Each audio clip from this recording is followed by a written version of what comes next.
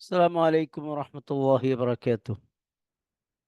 عليكم السلام ورحمة الله وبركاته. വലൈക്കും അസ്സലാം വറഹ്മത്തുള്ളാഹി. അപ്പോൾ നമുക്ക് ക്ലാസ് സ്റ്റാർട്ട് ചെയ്യാം. ബാക്കിയുള്ളവരൊക്കെ എങ്ങനെയാണ് ജോയിൻ ചെയ്തോളൂ ഇൻഷാ അല്ലാഹ്. أعوذ بالله من الشيطان الرجيم.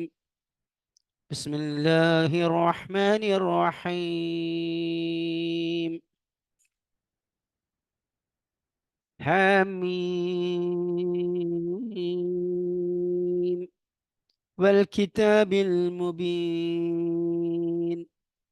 إنا أنزلناه في ليلة مباركة إنا كنا منذرين فيها يفرق كل أمر حكيم أمرا من عندنا إنا كنا مرسلين رحمة من ربك إنه هو السميع العليم رب السماوات والأرض وما بينهما إن كنتم موقنين لا إله إلا هو يحيي ويميت ربكم ورب آبائكم الأولين بل هم في شك يلعبون فارتقب يوم تأتي السماء بدخان مبين يغشى الناس هذا عذاب أليم ربنا اكشف عنا العذاب إنا مؤمنون صدق الله العلي العظيم. സൂറത്ത് ദുഖാൻ 1 മുതൽ 12 വരെയുള്ള ആയത്തുകളാണ് ഇവിടെ പാരായണം ചെയ്തത്. നമ്മുടെ ഇപ്പോൾ പഠിച്ചുകൊണ്ടിരിക്കുന്ന സിലബസിലെ 6 സൂറത്തുകളിൽ രണ്ടാമത്തേതാണിത്. നമ്മൾ കഴിഞ്ഞ സിലബസിൻ്റെ അവസാനത്തിലെ സൂറത്ത് ഷൂറ, ഈ സിലബസിലെ ആദ്യത്തെ 2 സൂറത്തുകൾ, സൂറത്ത് സുഖ്റൂഫ്, ദുഖാൻ, ഇങ്ങനെ 3 സൂറത്തുകൾ ആസ്പദമാക്കിക്കൊണ്ടുള്ള ക്വിസ് പ്രോഗ്രാമാണ് ഈ വരുന്ന ഒക്ടോബർ 18-ാം തീയതി നടക്കാൻ പോകുന്നത്. അപ്പോൾ അതിലെ സൂറത്ത് ഷൂറ, സുഖ്റൂഫ്, ഈ 2 സൂറത്തുകൾ നാം ഒരു 5-6 ക്ലാസ്സുകളിലായി വിവരിച്ചു കഴിഞ്ഞു. ഇനി ഇന്നും അടുത്ത 4-ാം തീയതിയും ഇൻഷാ അല്ലാഹ് ഈ സൂറത്ത് ദുഖാൻ വിവരണമാണ്. 3 പേജാണുള്ളത്. ഈ 2 ക്ലാസ് കൊണ്ട് ഈ ആഴ്ച, അടുത്ത വെള്ളിയാഴ്ചയോട് കൂടി ഈ സൂറത്ത് പൂർത്തീകരിക്കാൻ സാധിക്കുമെന്ന് പ്രതീക്ഷിക്കുന്നു. അത് കഴിഞ്ഞാൽ പിന്നീട് 11-ാം തീയതി നമ്മൾ സ്റ്റഡി ലീവാണ്.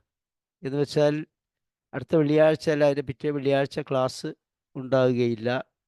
അന്ന് ഗ്രൂപ്പ് വൈസ് പഠനങ്ങളും കാര്യങ്ങളൊക്കെ നിർവഹിച്ച് 18-ാം തീയതി വെള്ളിയാഴ്ച രാവിലെ ഇതേ സമയത്ത് നമ്മുടെ ഈ 3 സൂറത്തുകൾ ആസ്പദിച്ചുകൊണ്ടുള്ള ക്വിസ് പ്രോഗ്രാം നടക്കും ഇൻഷാ അല്ലാഹ്. അപ്പോൾ നമ്മൾ ഈ സൂറത്തിലേക്ക് പ്രവേശിക്കുകയാണ്. ദുഖാൻ എന്നാൽ പുക എന്നാകുന്നു അർത്ഥം. ഘനീഭവിച്ച വാതകം. വിശുദ്ധ ഖുർആനിൽ ഈ പ്രപഞ്ച സൃഷ്ടിയുടെ തുടക്കം, അതിൻ്റെ ആദ്യ ദശയെക്കുറിച്ച് പരാമർശിക്കുന്നിടത്ത് ഒരിക്കൽ അതൊരു ദ്രാവക രൂപത്തിലായിരുന്നു എന്ന് പറയുന്നുണ്ട്. മറ്റൊരിക്കൽ അത് ഘനീഭവിച്ച ഒരു വാതക രൂപത്തിലായിരുന്നു എന്ന് പറയുന്നുണ്ട്.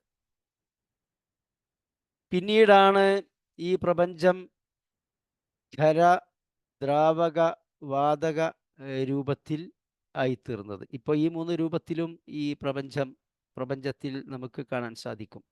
പക്ഷെ ഒരു ഘട്ടത്തിൽ അത് വാതക സമൂഹമായിരുന്നു, വേറൊരു ഘട്ടത്തിൽ അത് ദ്രാവക രൂപത്തിലായിരുന്നു എന്ന് ഖുർആൻ പറയുന്നുണ്ട്. അപ്പോൾ അവിടെയും പ്രയോഗിച്ചിട്ടുള്ളത് ദുഹാൻ എന്ന് തന്നെയാണ്. പക്ഷെ ഇവിടെ ഈ സൂറത്തിൽ പരാമർശിക്കുന്ന ദുഹാൻ ആ പ്രപഞ്ചത്തിന്റെ പ്രാരംഭഘട്ടത്തിലുള്ള ആ ഘനീഭവിച്ച വാതകത്തെക്കുറിച്ചല്ല. അത് ഇൻഷാ അല്ലാഹ് തുടർന്ന് ആശയം വിവരിക്കുമ്പോൾ നമ്മൾ കൈകാര്യം ചെയ്യുന്നുണ്ട്. ഈ സൂറത്ത് ആരംഭിക്കുന്നത് ഹാമീം കേവലമായ 2 അക്ഷരങ്ങളോട് കൂടിയാണ്. മുമ്പ് പല സൂറത്തുകളുടെയും തുടക്കത്തിൽ നാം പറഞ്ഞതുപോലെ വിശുദ്ധ ഖുർആനിലെ 114 സൂറത്തുകളിൽ 29 സൂറത്തുകൾ ആരംഭിക്കുന്നത് ഇങ്ങനെയുള്ള കേവല അക്ഷരങ്ങളിലൂടെയാണ്. ഹുറൂഫുൽ മുഖത്തോഴ എന്നാണ് പറയുക, കേവല അക്ഷരങ്ങൾ. 29 സൂറത്തുകൾ ഇങ്ങനെ ആരംഭിക്കുന്നുവെങ്കിലും 14 അക്ഷരങ്ങളാണ് ഈ 29 സൂറത്തുകളിലും കൂടി ആവർത്തിക്കപ്പെട്ടിട്ടുള്ളത്. അപ്പോൾ 14 അക്ഷരങ്ങളുടെ ആവർത്തനങ്ങളാകുന്നു 29 സൂറത്തുകളിൽ വരുന്നത്. അത് ഒരക്ഷരത്തോടു കൂടി ആരംഭിക്കുന്നതുണ്ട്, 2 ഉണ്ട്. ഇപ്പം ഈ സൂറത്ത് ദുഹാൻ പോലെ 3 ഉണ്ട്, 4 ഉണ്ട്, 5 ഉണ്ട്. എന്താണ് അതുകൊണ്ട് ഉദ്ദേശം എന്നത് അതും നാം മുമ്പ് പറഞ്ഞിട്ടുണ്ട്. അതിന് കൃത്യമായ ഒരർത്ഥം ഇല്ല. എന്നാൽ മുഫസ്സിരീങ്ങൾ ഒരുപാട് വിശദീകരണങ്ങൾ സംബന്ധമായി നൽകിയിട്ടുണ്ട്. പക്ഷേ അധിക മുഫസ്സിരീങ്ങളും ഏകോപിച്ച് പറഞ്ഞ ഒരു സംഗതി അതേ നമ്മെ സംബന്ധിച്ചിടത്തോളം പ്രസക്തമാകുന്നുള്ളൂ. അത് ഒരു വെല്ലുവിളിയാണ്. കാരണം ഈ ഖുർആൻ അല്ലാഹു തആല അവതരിപ്പിച്ച വേദഗ്രന്ഥമാണ് എന്ന സന്ദേശവുമായി നബി സല്ലല്ലാഹു അലൈഹി വസല്ലം വന്നപ്പോൾ ശത്രുക്കൾ അത് നിഷേധിക്കുകയും ഇത് പണ്ഡിതന്മാരിൽ നിന്നും മറ്റും പഠിച്ചുകൊണ്ട് അറബി ഭാഷയിൽ നബി സല്ലല്ലാഹു അലൈഹി വസല്ലം രചിച്ച് അവതരിപ്പിക്കുന്നതാണ് എന്നുമായിരുന്നു അവരുടെ വാദം. ഇക്കാലത്തും അതേ വാദഗതികൾ നിലനിൽക്കുന്നുണ്ട്. പ്രത്യേകിച്ച് ക്രൈസ്തവ മിഷണറിമാരൊക്കെ അങ്ങനെയാണ് പ്രചരിപ്പിക്കുന്നത്. ഇത് ബൈബിളിൽ നിന്നും തോറായിൽ നിന്നും നബി കട്ടെടുത്തതാണ്, അങ്ങനെ അത് അറബി ഭാഷയിൽ അവതരിപ്പിച്ചതാണ് എന്ന്. അപ്പോൾ അങ്ങനെ വാദിക്കുന്നവരോടുള്ള ഒരു വെല്ലുവിളിയാണ്. ശരി, നിങ്ങൾ പറയുന്നു ഇത് മുഹമ്മദ് നബി കൊണ്ടുവന്നതാണ്, എന്നാൽ അറബിയിൽ 28 അക്ഷരങ്ങളാണുള്ളത്. ഇതാ നിങ്ങളുടെ മുൻപിൽ ഈ അക്ഷരങ്ങളുണ്ട്: അലിഫ്, ലാം, മീം, യാസീൻ, സ്വാദ്, നൂൻ, ഹാമീം. ഈ അക്ഷരങ്ങൾ ഉപയോഗപ്പെടുത്തിക്കൊണ്ട് നിങ്ങളൊരു കാര്യം ചെയ്യൂ, ഇതുപോലെ ഒരു ഗ്രന്ഥം കൊണ്ടുവരൂ. ആദ്യം അങ്ങനെയാണ് വെല്ലുവിളിച്ചത്. വർഷങ്ങൾ കഴിഞ്ഞു, വീണ്ടും പഴയ പല്ലവി ശത്രുക്കൾ ആവർത്തിച്ചപ്പോൾ ശരി, എന്നാൽ പിന്നെ നിങ്ങളൊരു 10 സൂറത്ത് കൊണ്ടുവരും. വീണ്ടും അത് ആവർത്തിച്ചു കൊണ്ടിരുന്നപ്പോൾ മദീനയിൽ വെച്ച് ആദ്യത്തെ ആയത്തുകളൊക്കെ അവതരിച്ച് മക്കയിലാണ്. മദീനയിൽ വന്നു, അത് തന്നെ അവിടെയുള്ള യൂത ക്രൈസ്തവന്മാർ കൂടി ആവർത്തിച്ചു കൊണ്ടിരുന്നപ്പോൾ ശരി, എന്നാൽ പിന്നെ നിങ്ങൾ ഫഅ്തു ബിസൂറത്തിൻ മിൻ മിസ്ലിഹി, ഇതുപോലെയുള്ള ഒരു സൂറത്തെങ്കിലും കൊണ്ടുവരൂ എന്ന് വെല്ലുവിളിച്ചു. അപ്പം ഈ സൂറത്തുകളുടെ തുടക്കത്തിലുള്ള കേവല അക്ഷരങ്ങൾ ഒരു വെല്ലുവിളിയായിട്ടാണ് അല്ലാഹു തആല അവതരിപ്പിച്ചിട്ടുള്ളത് എന്നാണ് ഏറിയ പങ്ക് മുഫസ്സിരീങ്ങളും പറഞ്ഞിട്ടുള്ളത്. അത് തന്നെയാണ് നമുക്ക് ഉദ്ധരിക്കാൻ കൂടുതൽ യോഗ്യമായിട്ടുള്ളത് എന്നാണ് പറയാനുള്ളത്. വൽ കിതാബിൽ മുബീൻ, സുവ്യക്തമായ ഈ വേദഗ്രന്ഥമാണ് സത്യം. ഈ പരിശുദ്ധ വേദഗ്രന്ഥത്തിൻ്റെ ആശയം, അതിൻ്റെ സന്ദേശം, അതിൻ്റെ ആദർശം, അത് മനുഷ്യനിൽ നിന്ന് താല്പര്യപ്പെടുന്നത് എന്ത്, ജീവിതത്തിൻ്റെ ലക്ഷ്യമെന്ത്, എന്താണ് മനുഷ്യന് ഇവിടെ ചെയ്യാനുള്ളത്, എന്താണ് മനുഷ്യൻ ഇവിടെ ചെയ്യാൻ പാടില്ലാത്തത്, ഇങ്ങനെ തുടങ്ങി സർവകാര്യങ്ങളും വൽ കിതാബിൽ മുബീൻ സുവ്യക്തമാണ് ഈ പരിശുദ്ധ ഖുർആനിൽ. ഈ ഖുർആനിൽ പറയുന്ന ഏതെങ്കിലും അതിൻ്റെ ആദർശം ലാ ഇലാഹ ഇല്ലല്ലാഹ് അത് മനസ്സിലാവാത്തതാണ് എന്നൊരാൾക്കും പറയാൻ കഴിയില്ല. ഈ ഖുർആൻ മുന്നോട്ട് വെക്കുന്ന മറ്റ് വിശ്വാസ കാര്യങ്ങൾ, അത് പരലോക വിശ്വാസമാവട്ടെ, മലക്കുകളെ കുറിച്ചുള്ള വിശ്വാസമാവട്ടെ, വേദഗ്രന്ഥങ്ങൾ, പ്രവാചകന്മാർ, എല്ലാം വളരെ സുവ്യക്തമാണ്. ഈ വിശ്വാസ കാര്യങ്ങൾ അടിസ്ഥാനമാക്കിക്കൊണ്ട് ഈ ലാ ഇലാഹ ഇല്ലല്ലാഹ് എന്ന ആദർശം ഉൾക്കൊണ്ടുകൊണ്ട് എന്താണ് ഇവിടെ ചെയ്യാനുള്ളത്, എന്താണ് മനുഷ്യന്റെ ജീവിത ലക്ഷ്യം, മനുഷ്യൻ പരമമായി എന്താണ് നേടിയെടുക്കേണ്ടത് എന്ന് തുടങ്ങി സർവ കാര്യങ്ങളും വളരെ സുവ്യക്തമാണ്. അങ്ങനെ സുവ്യക്തമായ ഈ വേദഗ്രന്ഥം ആണ് സത്യം. ഇന്ന അൻസൽനാഹു ഫീ ലൈലത്തിൻ മുബാറക. ഈ പരിശുദ്ധ വേദഗ്രന്ഥം നാം അനുഗ്രഹീതമായ ഒരു ആകുന്നു അവതരിപ്പിച്ചിട്ടുള്ളത്. ഇന്നാ കുന്നാ മുൻസിരീൻ. നാം ഇപ്രകാരം മനുഷ്യ സമൂഹത്തിന് മുന്നറിയിപ്പ് നൽകുന്നവരായിരുന്നു. ഇത് ഒരു പുതിയ സംഗതിയല്ല. നബി സല്ലല്ലാഹു അലൈഹി വസല്ലം 14 നൂറ്റാണ്ട് മുമ്പ് പുതുതായിട്ട് കൊണ്ടുവന്ന ഒരു സംഗതിയല്ല. മനുഷ്യ സമൂഹത്തിൻ്റെ ചരിത്രത്തിൽ ഉടനീളം മനുഷ്യർക്ക് അല്ലാഹു തആല പ്രവാചകന്മാരിലൂടെ വേദഗ്രന്ഥങ്ങളിലൂടെ മുന്നറിയിപ്പ് നൽകിക്കൊണ്ടിരുന്നിട്ടുണ്ട്. ഈ ജീവിതത്തിൽ നിങ്ങൾ എങ്ങനെയായിരിക്കണം ജീവിക്കേണ്ടത്, എന്തൊക്കെ കാര്യങ്ങളാണ് നിങ്ങൾ ജീവിതത്തിൽ ചെയ്യേണ്ടത്, ചെയ്യരുതാത്തത്, അത് ഇന്ന രൂപത്തിൽ ജീവിച്ചാൽ നിങ്ങൾ അഭിമുഖീകരിക്കാനുള്ള പരിണതി എന്ത്, ഇത്യാദി കാര്യങ്ങളെല്ലാം മുന്നറിയിപ്പ് നൽകുന്ന സമ്പ്രദായം ഇന്നാ കുന്നാ മുൻസിരീൻ നാം നിരന്തരം ഇങ്ങനെ മുന്നറിയിപ്പ് നൽകിക്കൊണ്ടിരുന്നിട്ടുണ്ട്. അപ്പോൾ ഒരു അനുഗ്രഹീതമായ രാത്രിയിലാണ് ഈ പരിശുദ്ധ ഖുർആൻ അവതരിപ്പിച്ചിട്ടുള്ളത് എന്നാണ് ഇവിടെ പറയുന്നത്. ഫീഹാ യുഫ്റഖു കുല്ലു അംരിൻ ഹക്കീം. അന്നേ ദിവസമാകുന്നു എല്ലാ യുക്തിയുക്തമായ കാര്യങ്ങളും അല്ലാഹു തആല വ്യവച്ഛേദിക്കുന്നത്. അംറമ്മിൻ ഇൻദിനാ, നമ്മുടെ ഭാഗത്ത് നിന്നുള്ള കൽപ്പനയായിക്കൊണ്ട്, തീരുമാനമായിക്കൊണ്ട്. ഇന്നാ കുന്നാ മുർസിലീൻ, ഇപ്രകാരം നാം ദൂതന്മാരെ നിയോഗിക്കുന്നവനായിരുന്നു, മലക്കുകളിലൂടെ, പ്രവാചകന്മാരിലൂടെ. റഹ്മത്തൻ മിർ റബ്ബിക്, ഇങ്ങനെ അല്ലാഹു തആല ഈ മുന്നറിയിപ്പും അതുപോലെ തന്നെ ഈ സന്മാർഗ സന്ദേശവും നൽകുന്നത് റഹ്മത്തൻ മിർ റബ്ബിക്, താങ്കളുടെ റബ്ബിൻ്റെ കാരുണ്യമായി കൊണ്ടാകുന്നു.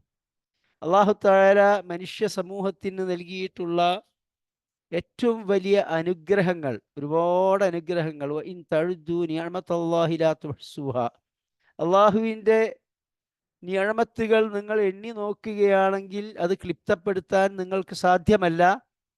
ഈ എണ്ണമില്ലാത്ത, തിട്ടപ്പെടുത്താൻ കഴിയാത്ത അനുഗ്രഹങ്ങൾ one by one priority wise നാം ലിസ്റ്റ് ചെയ്യുകയാണെങ്കിൽ അതിൽ ഒന്നാം സ്ഥാനം വരുന്നത് നമ്മുടെ സൃഷ്ടിപ്പാണ്. നമുക്ക് അല്ലാഹു തആല ഉയിരേകി എന്നതാണ് ഒന്നാമത്തെ അനുഗ്രഹം. നമ്മെ അല്ലാഹു തആല അള്ളാഹുവിൻ്റെ സൃഷ്ടികളിൽ ശ്രേഷ്ഠമായ ഒരു വർഗത്തിൽ അഥവാ മനുഷ്യവർഗത്തിൽ അല്ലാഹു തആല നമ്മെ സൃഷ്ടിച്ചു. ഇതാണ് ഏറ്റവും വലിയ അനുഗ്രഹം. രണ്ടാമത് വരുന്നത് നമുക്ക് അല്ലാഹു തആല ഹിദായത്ത് നൽകി എന്നാണ്. മൂസാ നബി അലൈഹിസ്സലാം ഫിർഔനോട് പറഞ്ഞു, റബ്ബി അല്ലദീ അഅ്താ കുല്ല ഖൽഖഹു സുമ്മ ഹദാ, കുല്ല ഷൈഇൻ ഖൽഖഹു സുമ്മ ഹദാ, എൻ്റെ റബ്ബ് എല്ലാറ്റിനെയും സൃഷ്ടിക്കുകയും പിന്നീട് അതിന് ഹിദായത്ത് നൽകുകയും ചെയ്തവനാകുന്നു. അപ്പോൾ ആദ്യം പറഞ്ഞു സൃഷ്ടിപ്പ്, രണ്ടാമത് പറഞ്ഞു ഹിദായത്ത്. അപ്പോൾ മനുഷ്യനെ സൃഷ്ടിച്ച ശേഷം അവന് നൽകിയിട്ടുള്ള നിഅമത്തുകളിൽ ഒന്നാം സ്ഥാനത്തുള്ളത് സൃഷ്ടിപ്പിന് ശേഷം പിന്നീട് ഹിദായത്താകുന്നു. ഇത് നാം ഒന്ന് ചിന്തിച്ചു നോക്കുക. അല്ലാഹു തആല മനുഷ്യനെ സൃഷ്ടിച്ചു ഇപ്പോഴുള്ള രൂപത്തിൽ, എല്ലാ അനുഗ്രഹങ്ങളും നൽകി. എന്നാൽ മനുഷ്യന് സന്മാർഗ സന്ദേശം നൽകിയില്ല. ഇന്നത് സത്യം, ഇന്നത് അസത്യം, ഇന്നത് ശരി, ഇന്നത് തെറ്റ്, ഇന്നത് ധർമ്മം, ഇന്നത് അധർമ്മം, ഇന്നത് ഹറാം, ഇന്നത് ഹലാൽ എന്ന് അല്ലാഹു തആല പഠിപ്പിച്ചിരുന്നില്ല. അത് പഠിപ്പിക്കാൻ അല്ലാഹു തആല വേദഗ്രന്ഥങ്ങളും പ്രവാചകന്മാരെയും നിയോഗിച്ചുകൊണ്ട് സംവിധാനം ചെയ്തിരുന്നില്ല എന്ന് ഒന്ന് സങ്കല്പിച്ചു നോക്കുക. എന്തായിരിക്കും ഈ ലോകത്തെ അവസ്ഥ? എന്നോ ഈ ലോകം നശിച്ച് നാമാവശേഷം പെട്ടു പോകുമായിരുന്നു. അങ്ങനെ നശിക്കുന്നതിൻ്റെ മുൻപുള്ള മനുഷ്യൻ്റെ ജീവിതത്തെക്കുറിച്ച് ഒന്ന് സങ്കല്പിച്ച് നോക്കുക. നമുക്ക് സങ്കല്പിക്കാൻ പോലും കഴിയാത്ത അത്ര ഗുരുതരമായ അങ്ങേയറ്റത്തെ അരാജകത്വം കളിയാടുന്ന ഒരവസ്ഥയാണ് മനുഷ്യ സമൂഹത്തിൽ ഉണ്ടാവുക. അപ്പോൾ ഇങ്ങനെ മനുഷ്യന് അള്ളാഹുത്താല ഹിദായത്ത് നൽകി എന്നത് അള്ളാഹുവിൻ്റെ റഹ്മത്തം മിർ റബ്ബിക്ക്, അള്ളാഹുവിൻ്റെ അങ്ങേയറ്റത്തെ കാരുണ്യമാകുന്നു. ആ കാരുണ്യത്തിൻ്റെ ഭാഗമായിക്കൊണ്ടാണ് ഈ പരിശുദ്ധ ഖുർആൻ അവതരിപ്പിച്ചത്. അത് അനുഗ്രഹീതമായ ഒരു രാത്രിയിലാകുന്നു. ഇന്നഹു ഹുവസ് സമീഉൽ അലീം, തീർച്ചയായും അല്ലാഹു തആല എല്ലാം കേൾക്കുന്നവനും സൂക്ഷ്മമായി അറിയുന്നവനുമാകുന്നു. അഥവാ മനുഷ്യനെ സംബന്ധിച്ചിടത്തോളം അവന് ഹിദായത്ത് ആവശ്യമുണ്ട്. അവൻ്റെ സന്മാർഗ സന്ദേശം കൂടിയേ തീരൂ. അത് ലഭിച്ചെങ്കിലേ അവന് ഇവിടെ മനുഷ്യനായി, ധർമ്മനിഷ്ഠനായി, സച്ചരിതനായി ഇവിടെ ജീവിക്കാൻ സാധിക്കൂ എന്ന് അല്ലാഹു തആലക്ക് അറിയാം. ആ ഒരു ഗ്യാപ്പ് നികത്താൻ വേണ്ടി തന്നെയാണ് അല്ലാഹു തആല ഈ പരിശുദ്ധ ഖുർആൻ, അതുപോലെയുള്ള വേദഗ്രന്ഥങ്ങൾ, പ്രവാചക നിയോഗം ഇതെല്ലാം നൽകിക്കൊണ്ട് അല്ലാഹു തആല ഹിദായത്ത് നൽകുന്നത്. റബ്ബിസ് സമാവാതി വൽ അർദി, ആകാശങ്ങളുടെയും ഭൂമിയുടെയും റബ്ബായ അല്ലാഹു തആല, വമാ ബൈനഹുമാ, അവക്കിടയിലുള്ളതിൻ്റെയും സർവ്വലോകത്തിൻ്റെയും റബ്ബായ അല്ലാഹു തആല, ഇൻ കുൻതും മുഖിനീൻ, നിങ്ങൾ ഉറ്റാലോചിക്കുന്നവരാണെങ്കിൽ, നിങ്ങൾ തല കൊടുത്ത് ചിന്തിക്കുന്നവരാണെങ്കിൽ നിങ്ങൾക്ക് ഈ യാഥാർത്ഥ്യം മനസ്സിലാക്കാൻ സാധിക്കും. അഥവാ ഈ സർവ്വലോകത്തെയും സൃഷ്ടിച്ച് പരിപാലിക്കുന്നത് അല്ലാഹു തആലയാകുന്നു. ആ അല്ലാഹു സുബ്ഹാനഹു വ തആലയാകുന്നു അവൻ്റെ സൃഷ്ടികൾക്ക് ഹിദായത്ത് നൽകാൻ, അവർക്ക് വെളിച്ചം കാണിക്കാൻ വേണ്ടി പ്രവാചകന്മാരെ നിയോഗിക്കുകയും ഈ പരിശുദ്ധ വേദഗ്രന്ഥം അവതരിപ്പിക്കുകയും ചെയ്തിട്ടുള്ളത് എന്നാകുന്നു ഇവിടെ പറയുന്നത്. ഇവിടെ അനുഗ്രഹീതമായ രാത്രി എന്ന് അല്ലാഹു തആല പരിശുദ്ധ ഖുർആൻ അവതരിച്ച രാത്രിയെക്കുറിച്ച് പരാമർശിച്ചിരിക്കുന്നു. ഇത് സൂറത്തുൽ ഖദറിൽ ഇന്നാ അൻസൽനാഹു ഫീ ബിസ്മില്ലാഹിർ റഹ്മാനിർ റഹീം, എങ്ങനെയാണ് സൂറത്തുൽ ഖദർ ആരംഭിക്കുന്നത്? ഇന്നാ അൻസൽനാഹു ഫീ ലൈലത്തുൽ ഖദർ വമാ അദ്റാക മാ ലൈലത്തുൽ ഖദർ ലൈലത്തുൽ ഖദ്രി ഖൈറും മിൻ അൽഫി ശഹർ തനസ്സലുൽ മലായികതു വറൂഹു ഫീഹാ ബിഇദ്നി റബ്ബിഹിം മിൻ കുല്ലി അംർ സലാമുൻ ഹിയ ഹത്താ മത്ലഇൽ ഫജ്ർ. തീർച്ചയായും ഈ പരിശുദ്ധ ഖുർആൻ നാം ലൈലത്തുൽ ഖദറിൽ അവതരിപ്പിച്ചിരിക്കുന്നു. എന്താണ് ലൈലത്തുൽ ഖദർ എന്നാൽ താങ്കൾക്ക് എന്തറിയാം? ലൈലത്തുൽ ഖദ്രി ഖൈറും മിൻ അൽഫി ശഹർ, ഈ ലൈലത്തുൽ ഖദർ 1000 മാസങ്ങളെക്കാൾ പുണ്യമുള്ള രാത്രിയാകുന്നു. അഥവാ 1000 മാസങ്ങൾ അത് വർഷത്തിലേക്ക് കൺവെർട്ട് ചെയ്യുമ്പോൾ 83 വർഷം വരും. ഒരു മനുഷ്യൻ്റെ ആവറേജിൽ ഉപരിയായ ഒരു ആയുർദൈർഘ്യമാകുന്നു 83. കാരണം ഒരു 80ൻ്റെ മേലെ ആരെങ്കിലും ജീവിക്കുക എന്ന് പറഞ്ഞാൽ അത് സർവ്വസാധാരണമല്ല. അപ്പോൾ 83 വർഷക്കാലം ഒരാൾ ഇബാദത്ത് ചെയ്തുകൊണ്ട് ജീവിച്ചു കഴിഞ്ഞാൽ ആ ഇബാദത്തുകൾ മുഖേന, അത്രയും നീണ്ട വർഷക്കാലത്തെ ഇബാദത്ത് മുഖേന, സൽക്കർമ്മങ്ങൾ മുഖേന അദ്ദേഹത്തിന് എത്ര പുണ്യവും പ്രതിഫലവും കരസ്ഥമാക്കാൻ സാധിക്കുമോ അത്ര പുണ്യം കരസ്ഥമാക്കാൻ സാധിക്കുന്ന ഒരു രാത്രിയാകുന്നു ലൈലത്തുൽ ഖദർ. അപ്പൊ അങ്ങനെയുള്ള ലൈലത്തുൽ ഖദറിൽ അല്ലാഹു തആല ഈ ഖുർആൻ അവതരിപ്പിച്ചു. അഥവാ പരിശുദ്ധ ഖുർആൻ അവതരിപ്പിക്കപ്പെടുക മുഖേന ആ രാത്രി 1000 മാസങ്ങളുടെ പുണ്യമുള്ള രാത്രിയായി തീർന്നു. തനസ്സലുൽ മലായികതു വറൂഹു ഫീഹാ, മലക്കുകളും ജിബ്രീൽ അലൈഹിസ്സലാമും അന്ന് ഈ ഭൂലോകത്തേക്ക് ഇറക്കപ്പെടുന്നു. ബിഇദ്നി റബ്ബിഹിം, അവരുടെ റബ്ബിൻ്റെ കൽപ്പനകളുമായി, തീരുമാനങ്ങളുമായി. മിൻ കുല്ലി അംർ, എല്ലാ കാര്യങ്ങളുടെയും തീരുമാനങ്ങൾ.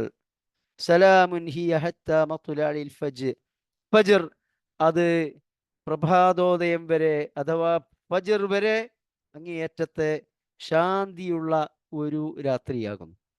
ഈ ലൈലത്തുൽ ഖദറിനെ കുറിച്ച് തന്നെയാണ് സൂറത്തുൽ ദുഖാനിൽ ഈ ആയത്ത് നമ്പർ 3 മുതൽ നാം ഓതിവെച്ച ഈ ആയത്തുകൾ വരെ വിവരിക്കുന്നത്. അപ്പൊ ഖുർആനിൽ ലൈലത്തുൽ ഖദറിനെ കുറിച്ച് 2 സൂറത്തുകളിൽ പരാമർശിക്കുന്നുണ്ട്. ഒന്ന് സൂറത്തുൽ ഖദറാണ്, ഒന്ന് സൂറത്തുൽ ദുഖാൻ ആണ്. ഇനി ഈ ലൈലത്തുൽ ഖദറിൽ തീരുമാനിക്കപ്പെടുന്ന ഫിഹാ യുഫ്രഖു കുല്ലു അംരിൻ ഹക്കീം, എല്ലാ കാര്യങ്ങളും വ്യവച്ഛേദിക്കുന്നു എന്നെല്ലാം പറഞ്ഞ ഈ സംഗതി, എല്ലാ തീരുമാനങ്ങളുമായി മലക്കുകൾ ഇറങ്ങുന്നു എന്ന് പറഞ്ഞ ഈ സംഗതി, ഇതിനെക്കുറിച്ചാണ് നമുക്ക് ഒരല്പം മനസ്സിലാക്കാനുള്ളത്. അതായത് പരിശുദ്ധ ഖുർആനിൽ ഒരുപാട് ആയത്തുകളിൽ വിവരിക്കപ്പെട്ട ഒരു സംഗതിയാണ് വഇൻദഹു മഫാത്തിഹുൽ ഗൈബി. സൂറത്തുൽ അൻആം 59-ാമത്തെ ആയത്തിൽ പറയുന്നു, വഇൻദഹു മഫാത്തിഹുൽ ഗൈബി, അള്ളാഹുവിങ്കലാകുന്നു അദൃശ്യജ്ഞാനങ്ങളുടെ അഥവാ ഗൈബായ കാര്യങ്ങളുടെ താക്കോലുകൾ. ലാ യഅലമുഹാ ഇല്ലാഹു, അല്ലാഹു സുബ്ഹാനഹു വ തആല ഒരുവനല്ലാതെ അതറിയുകയില്ല. ഈവൻ മലക്കുകൾക്കറിയുകയില്ല, മനുഷ്യർക്കറിയില്ല, അള്ളാഹുവിൻ്റെ സൃഷ്ടികൾക്കൊന്നും തന്നെ അറിയുകയില്ല. ലാ യഅലമുഹാ ഇല്ലാഹു, അള്ളാഹു തആലക്ക് മാത്രമേ അതറിയൂ. അദൃശ്യജ്ഞാനങ്ങളുടെ താക്കോലുകൾ അവൻ്റെ പക്കലാകുന്നു. അപ്പോ ഓരോ സൃഷ്ടികൾക്കും അള്ളാഹു തആല ഏൽപ്പിച്ചിട്ടുള്ള ധർമ്മം, ദൗത്യം, അതുമായി ബന്ധപ്പെട്ട ചില കാര്യങ്ങൾ അള്ളാഹു തആല അവരെ അറിയിച്ചിട്ടുണ്ട്. അത് മാത്രം അവർക്കറിയാം, അത് തന്നെ അവർക്കേ അറിയൂ. അപ്പോൾ ഉദാഹരണമായി മലക്കുകൾക്ക് അള്ളാഹു തആല ചില ഉത്തരവാദിത്തങ്ങൾ നൽകിയിട്ടുണ്ട്. ആ ഉത്തരവാദിത്തവുമായി ബന്ധപ്പെട്ട കാര്യം മാത്രമേ അവർക്കറിയൂ. അത് പരിശുദ്ധ ഖുർആനിൽ തന്നെ ആദം നബി അലൈഹിസ്സലാമിനെ സൃഷ്ടിച്ച കാര്യം സൂറത്തുൽ ബഖറയിൽ വിവരിക്കുന്നിടത്ത് പറയുന്നുണ്ട്. കാരണം ആദം നബി അലൈഹിസ്സലാമിനെ അള്ളാഹു തആല സൃഷ്ടിച്ചു, ആദം നബിക്ക് വിദ്യാഭ്യാസം നൽകി, എല്ലാറ്റിൻ്റെയും പേരുകളൊക്കെ പഠിപ്പിച്ചു. എന്നിട്ട് മലക്കുകളോട് ചോദിച്ചു ഈ ആദം നബിക്ക് പഠിപ്പിച്ച കാര്യങ്ങളെക്കുറിച്ച്. മലക്കുകൾ പറഞ്ഞു, സുബ്ഹാനക ലാ ഇൽമ ലനാ ഇല്ലാ മാ അല്ലംതനാ, നീ പരമപരിശുദ്ധനാകുന്നു, നീ എന്തെന്നാണോ ഞങ്ങളെ പഠിപ്പിച്ചത്, ഞങ്ങളുടെ ഡ്യൂട്ടിയുമായി ബന്ധപ്പെട്ട് എന്തൊക്കെ ട്രെയിനിങ് ആണോ ഞങ്ങൾക്ക് നൽകിയത്, അത് മാത്രമേ ഞങ്ങൾക്കറിയൂ. അപ്പം ഇതാണ് സ്വഭാവം. ഈവൻ മലക്കുകളുടെ നേതാവായ ജിബ്രീൽ അലൈഹിസ്സലാം, ജിബ്രീൽ അലൈഹിസ്സലാമിൻ്റെ ദൗത്യവുമായി ബന്ധപ്പെട്ട് പഠിപ്പിക്കപ്പെട്ട കാര്യം മാത്രമേ ജിബ്രീൽ അലൈഹിസ്സലാമിന് അറിയൂ. പ്രവാചകന്മാരുടെ കാര്യവും അത് തന്നെയാണ്. ഒരുപാട് ഹദീസുകളിൽ നാം അത് മനസ്സിലാക്കിയതാണ്. എന്നാൽ മൊത്തം അദൃശ്യജ്ഞാനങ്ങളുടെ താക്കോലുകൾ അള്ളാഹു തആലയുടെ അടുത്താകുന്നു, അവനല്ലാതെ മറ്റാർക്കും അത് അറിയില്ല. ഇനി അള്ളാഹുവിൻ്റെ ആ അറിവിനെ കുറിച്ചുള്ള വിശദാംശങ്ങൾ, അതിനെക്കുറിച്ച് നമുക്കൊരു ചിത്രം നൽകുകയാണ്. ഇത് നമ്മൾ എപ്പോഴും ഓർത്തിരിക്കേണ്ടതാണ്. അപ്പോൾ മാത്രമേ അല്ലാഹു സുബ്ഹാനഹു വ തആലയെ കുറിച്ച് മനസ്സിലാക്കേണ്ട വിധം മനസ്സിലാക്കാൻ നമുക്ക് സാധിക്കൂ. എന്താണ് അല്ലാഹു തആല പറയുന്നത്? വയഅലമു മാ ഫിൽ ബർരി വൽ ബഹർ, കരയിലും കടലിലുമുള്ളതെല്ലാം അല്ലാഹു തആല അറിയുന്നു. കര എന്ന് പറയുമ്പോൾ മനുഷ്യൻ ഇന്ന് വരെ എത്തി നോക്കിയിട്ടില്ലാത്ത ആഫ്രിക്കൻ വൻകരയിലെ വലിയ ഘോര വനങ്ങൾ ഉൾപ്പെടെയുള്ളതാണ് ഈ കര എന്ന് പറയുന്നത്. അതുപോലെ തന്നെ മനുഷ്യൻ എത്തിപ്പെടാൻ കഴിഞ്ഞിട്ടില്ലാത്ത സമുദ്രം, എന്തൊക്കെയാണ് സമുദ്രത്തിലുള്ളത്, എന്തൊക്കെയാണ് അവിടെ നടന്നുകൊണ്ടിരിക്കുന്നത്. വയഅലമു മാ ഫിൽ ബർരി വൽ ബഹർ, കരയിലും കടലിലുമുള്ളതെല്ലാം അവൻ അറിയുന്നു. ഇനി അങ്ങനെ പൊതുവായ ഒരു അറിവ് മാത്രമാണോ? അല്ല.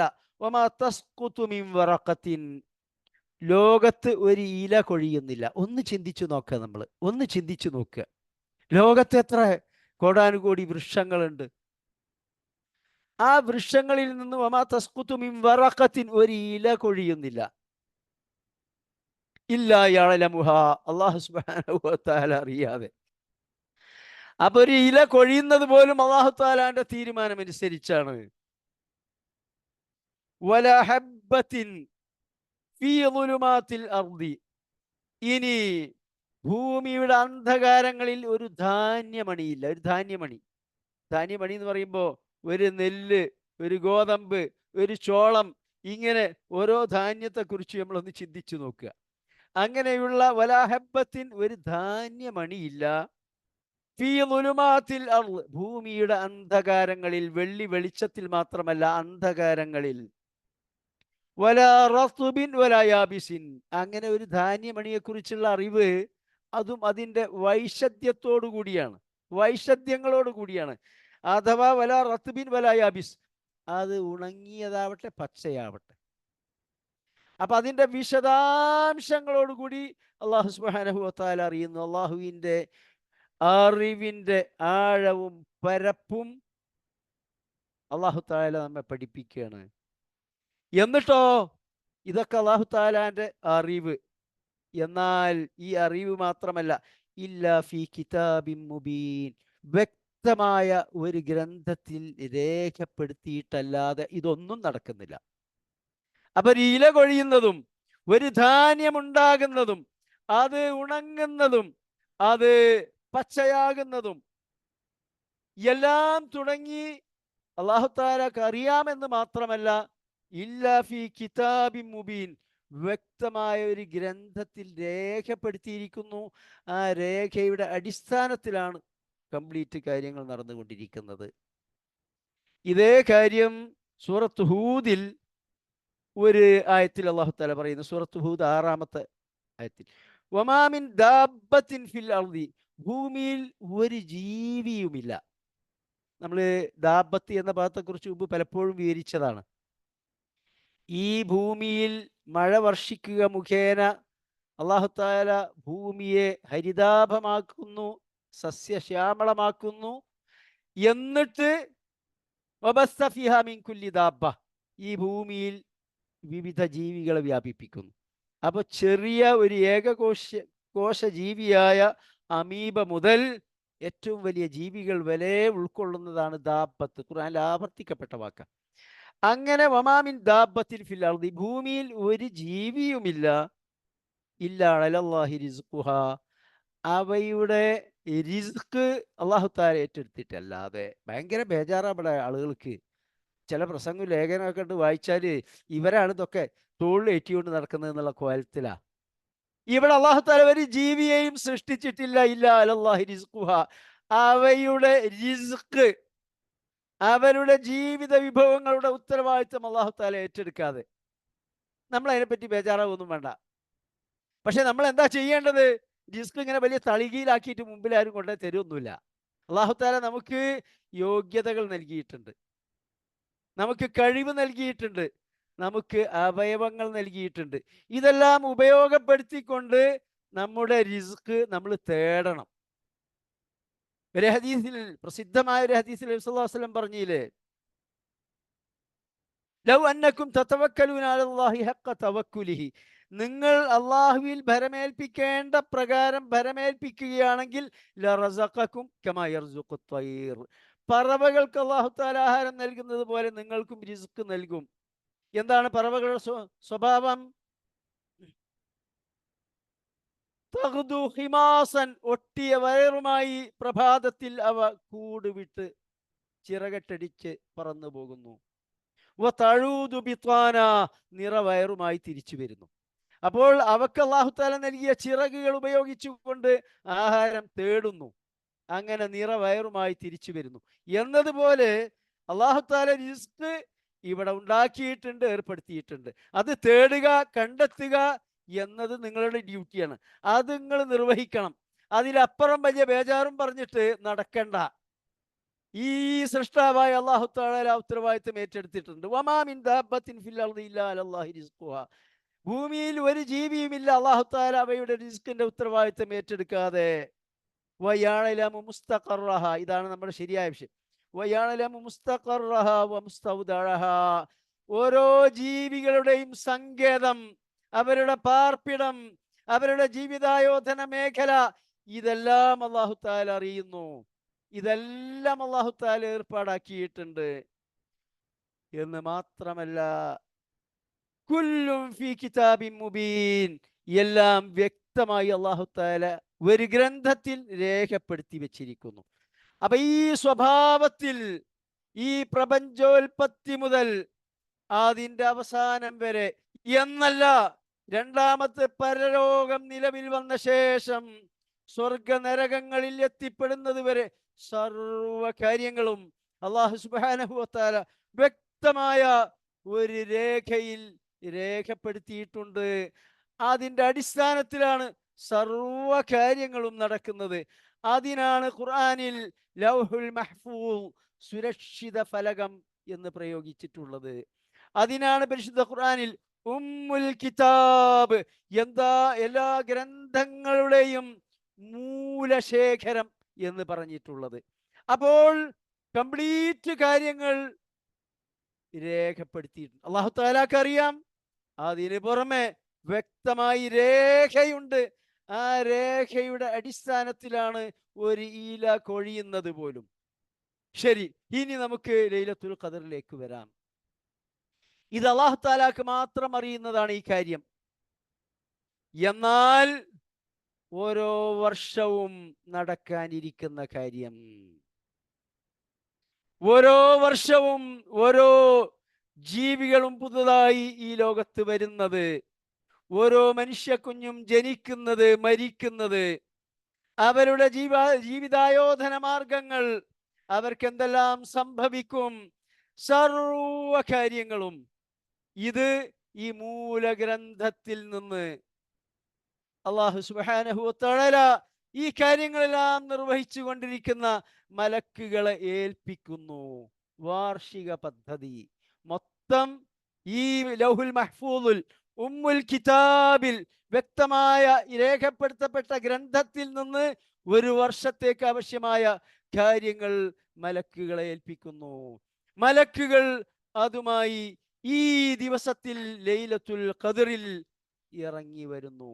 അവിടെ നിന്ന് അങ്ങോട്ട് അത് ഇംപ്ലിമെന്റ് ചെയ്യുന്ന ഡ്യൂട്ടി അവരുടേതാണ്. ആ ദിവസത്തിൽ മനുഷ്യനെ സംബന്ധിച്ചിടത്തോളം ഏറ്റവും മുഖ്യമായ കാര്യം എന്താണ്? ഏറ്റവും മുഖ്യമായ കാര്യം മനുഷ്യന്റെ ജീവിതം ഈ ലോകത്ത് പരീക്ഷണമാകുന്നു, പരീക്ഷണാർത്ഥമാകുന്നു അല്ലാഹു തആല മനുഷ്യനെ സൃഷ്ടിച്ചത്. അല്ലദീ ഖലഖൽ മൗത വൽ ഹയാത ലിയബ്ലുവക്കും അയ്യുക്കും അഹ്സനു അമലാ. ജീവിതവും മരണവും അല്ലാഹു തആല സൃഷ്ടിച്ചു. നിങ്ങളിൽ ആരാണ് ഏറ്റവും നല്ല പ്രവർത്തനങ്ങൾ നിർവഹിച്ചുകൊണ്ട് നല്ല സ്വാലിഹീങ്ങളായി ജീവിക്കുന്നത്? ഇതാണ് പരീക്ഷണം. ഈ പരീക്ഷണത്തിൽ മനുഷ്യന് വിജയം നേടാൻ ആവശ്യമായ സന്മാർഗ സന്ദേശം അതാകുന്നു പരിശുദ്ധ ഖുർആൻ. ആ പരിശുദ്ധ ഖുർആൻ ഈ ദിവസത്തിൽ അല്ലാഹു തആല അവതരിപ്പിച്ചു. ഈ അവതരിപ്പിക്കുന്നതിനെ കുറിച്ച് രണ്ട് വ്യത്യസ്തമായ വീക്ഷണങ്ങൾ തഫ്സീറിൽ കാണാൻ പറ്റും.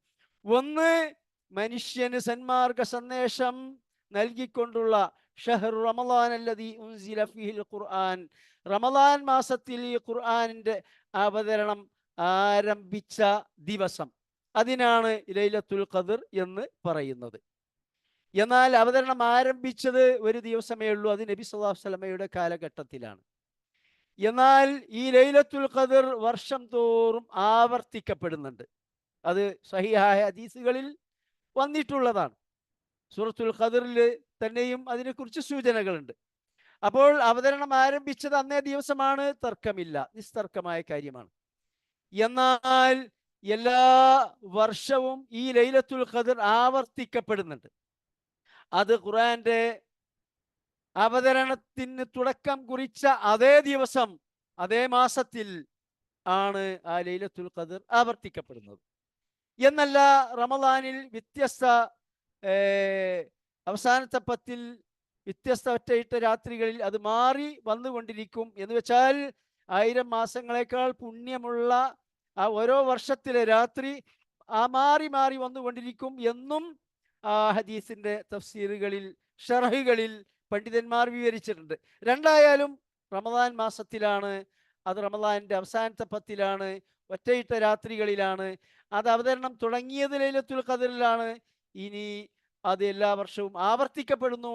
ആവർത്തിക്കപ്പെടുമ്പോൾ ഉള്ള അതിൻ്റെ ഇമ്പോർട്ടൻസ് ഒന്ന്, മനുഷ്യ സമൂഹത്തിൻ്റെ വിജയപാത, അവർ സ്വർഗാവകാശികളോ നരകാവകാശികളോ എന്ന് തീരുമാനിക്കപ്പെടുന്നത് ഈ ഖുർആനുമായി അവരനുവർത്തിക്കുന്ന, ഈ ഖുർആൻ ഫോളോ ചെയ്തുകൊണ്ടാണോ ജീവിക്കുന്നത് അല്ലേ എന്ന് നോക്കിക്കൊണ്ടാണ്. അപ്പൊ അതുകൊണ്ട് തന്നെ ഒരർത്ഥത്തിൽ ഖുർആൻ അവതരിച്ച അന്ന് മുതൽ ഖിയാമത്ത് നാൾ വരെ ഇവിടെ ജീവിക്കാനിരിക്കുന്ന മനുഷ്യർ വിജയികളോ പരാജിതരോ, സ്വർഗത്തിലോ നരകത്തിലോ എന്ന് അന്ന് തീരുമാനിക്കപ്പെട്ട് കഴിഞ്ഞു.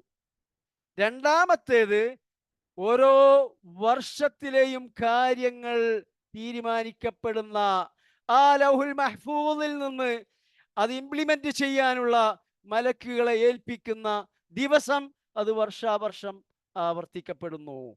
അതാകുന്നു ആ ദിവസത്തിന്റെ പ്രത്യേകത. വിജയിയാണോ പരാജിതനാണോ, സ്വർഗാവകാശിയാണോ നരകാവകാശിയാണോ, ഓരോ മനുഷ്യൻ അതന്ന് തീരുമാനിക്കപ്പെടുന്നു. അഥവാ നേരത്തെ തീരുമാനിക്കപ്പെട്ടതാണ്. ഇവിടെ തീരുമാനത്തിന്റെ കാര്യം പറയുമ്പോൾ നമ്മൾ സാധാരണഗതിയിൽ ചിന്തിക്കുക അതൊക്കെ തീരുമാനിച്ചില്ല, ഇനിയിപ്പോൾ നമുക്കൊരു ഒരു പാട്ടിന് ഇരുന്നൂടെ. ഇവിടെ മനസ്സിലാക്കാനുള്ള കാര്യം, അള്ളാഹു സുബ്ഹാനഹു വ തആല ത്രികാലജ്ഞനാണ്. ഭൂതവും വർത്തമാനവും ഭാവിയും അള്ളാഹു തആലക്ക് ഒരുപോലെയാണ്. ആ അള്ളാഹു തആല അറിയുന്നു. ഈ അള്ളാഹു തആലാന്റെ അറിവനുസരിച്ചല്ല നമ്മൾ ഇവിടെ വിജയും പരാജിതനും ആകുന്നത്. മറിച്ച് അള്ളാഹു തആല നമുക്ക് സ്വാതന്ത്ര്യം നൽകിയിട്ടുണ്ട്, നിർമാർഗവും ദുർമാർഗവും സ്വീകരിക്കാൻ. അത് നമ്മെ പഠിപ്പിച്ചിട്ടുണ്ട്. ഇത് സന്മാർഗമാണ്, ഇത് ദുർമാർഗമാണ്, ഇത് നന്മയാണ്, ഇത് തിന്മയാണ്, ഇത് ശരിയാണ്, ഇത് തെറ്റാണ്.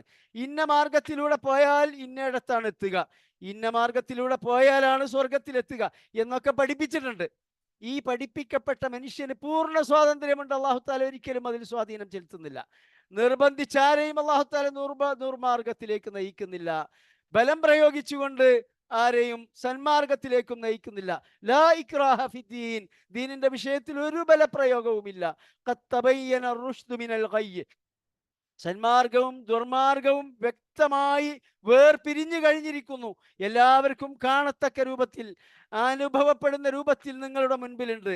ഫമൻ ശാഅ ഫൽയുമിൻ, ആഗ്രഹിക്കുന്നവർ നേർമാർഗം സ്വീകരിച്ചുകൊണ്ട് വിജയിയാകണം, അള്ളാഹുവിന്റെ പൊരുത്തം കരസ്ഥമാക്കണം, സ്വർഗത്തിൽ എത്തണം എന്ന് ആഗ്രഹിക്കുന്നവർ അവർ ഫൽയുമിൻ, ഈമാനിന്റെ മാർഗം സ്വീകരിക്കട്ടെ. ഫമൻ ശാഅ ഫൽയക്ഫുർ, ഇനി അതിന് തയ്യാറില്ലാത്തവൻ തമാടിയായി ജീവിച്ചുകൊണ്ട് ശിക്ഷ നരകത്തിലെത്താനാണ് അവൻ തീരുമാനിക്കുന്നതെങ്കിൽ, ആ മാർഗത്തിലൂടെയാണ് ജീവിക്കുന്നതെങ്കിൽ അവൻ ആ വഴിക്ക് പോകട്ടെ. ഇത് സർവജ്ഞനായ അല്ലാഹു തആല അറിയുന്നു എന്നാണ് കാര്യം. ആ അറിവിന്റെ അടിസ്ഥാനത്തിലാണ് രേഖ. അല്ലാഹു തആല രേഖപ്പെടുത്തിയത് കൊണ്ടോ അല്ലാഹു തആല അറിയുന്നത് കൊണ്ടോ മനുഷ്യൻ നേർമാർഗിയാകുകയോ ദുർമാർഗിയാകുകയോ ചെയ്യുകയല്ല. മനുഷ്യൻ സ്വന്തം കാര്യം സ്വയം തീരുമാനിക്കുകയാണ്. വകുല്ല ഇൻസാനിൻ അൽസംനാഹു ത്വായിറഹു ഫീ ഉനുഖിഹി, ഓരോ മനുഷ്യന്റെയും ഭാഗധേയം സ്വന്തം പിരടിയിൽ ബന്ധിപ്പിച്ചിരിക്കുന്നു. അഥവാ സ്വന്തം കർമ്മഫലമാണ് മനുഷ്യൻ അനുഭവിക്കുന്നത്.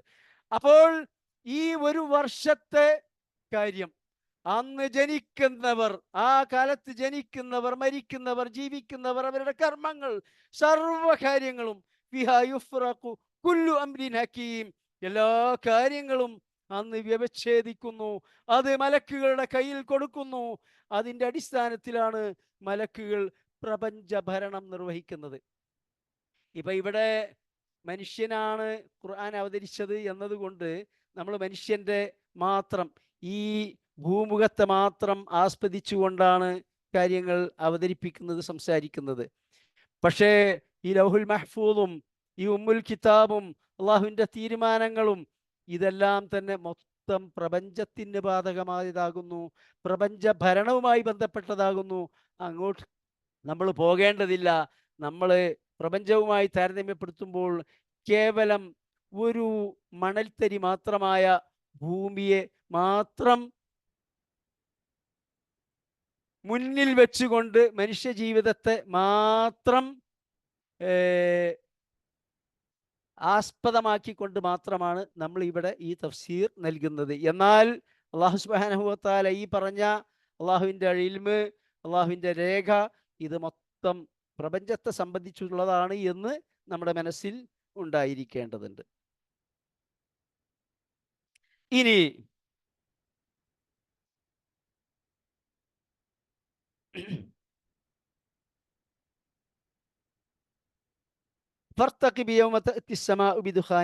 പത്താമത്തെ ആയത്ത് മുതലാണ് ഈ സൂറത്തിന്റെ പേരിന് ആസ്പദമായ ആ ദുഹാനെ കുറിച്ചുള്ള പരാമർശമുള്ളത്.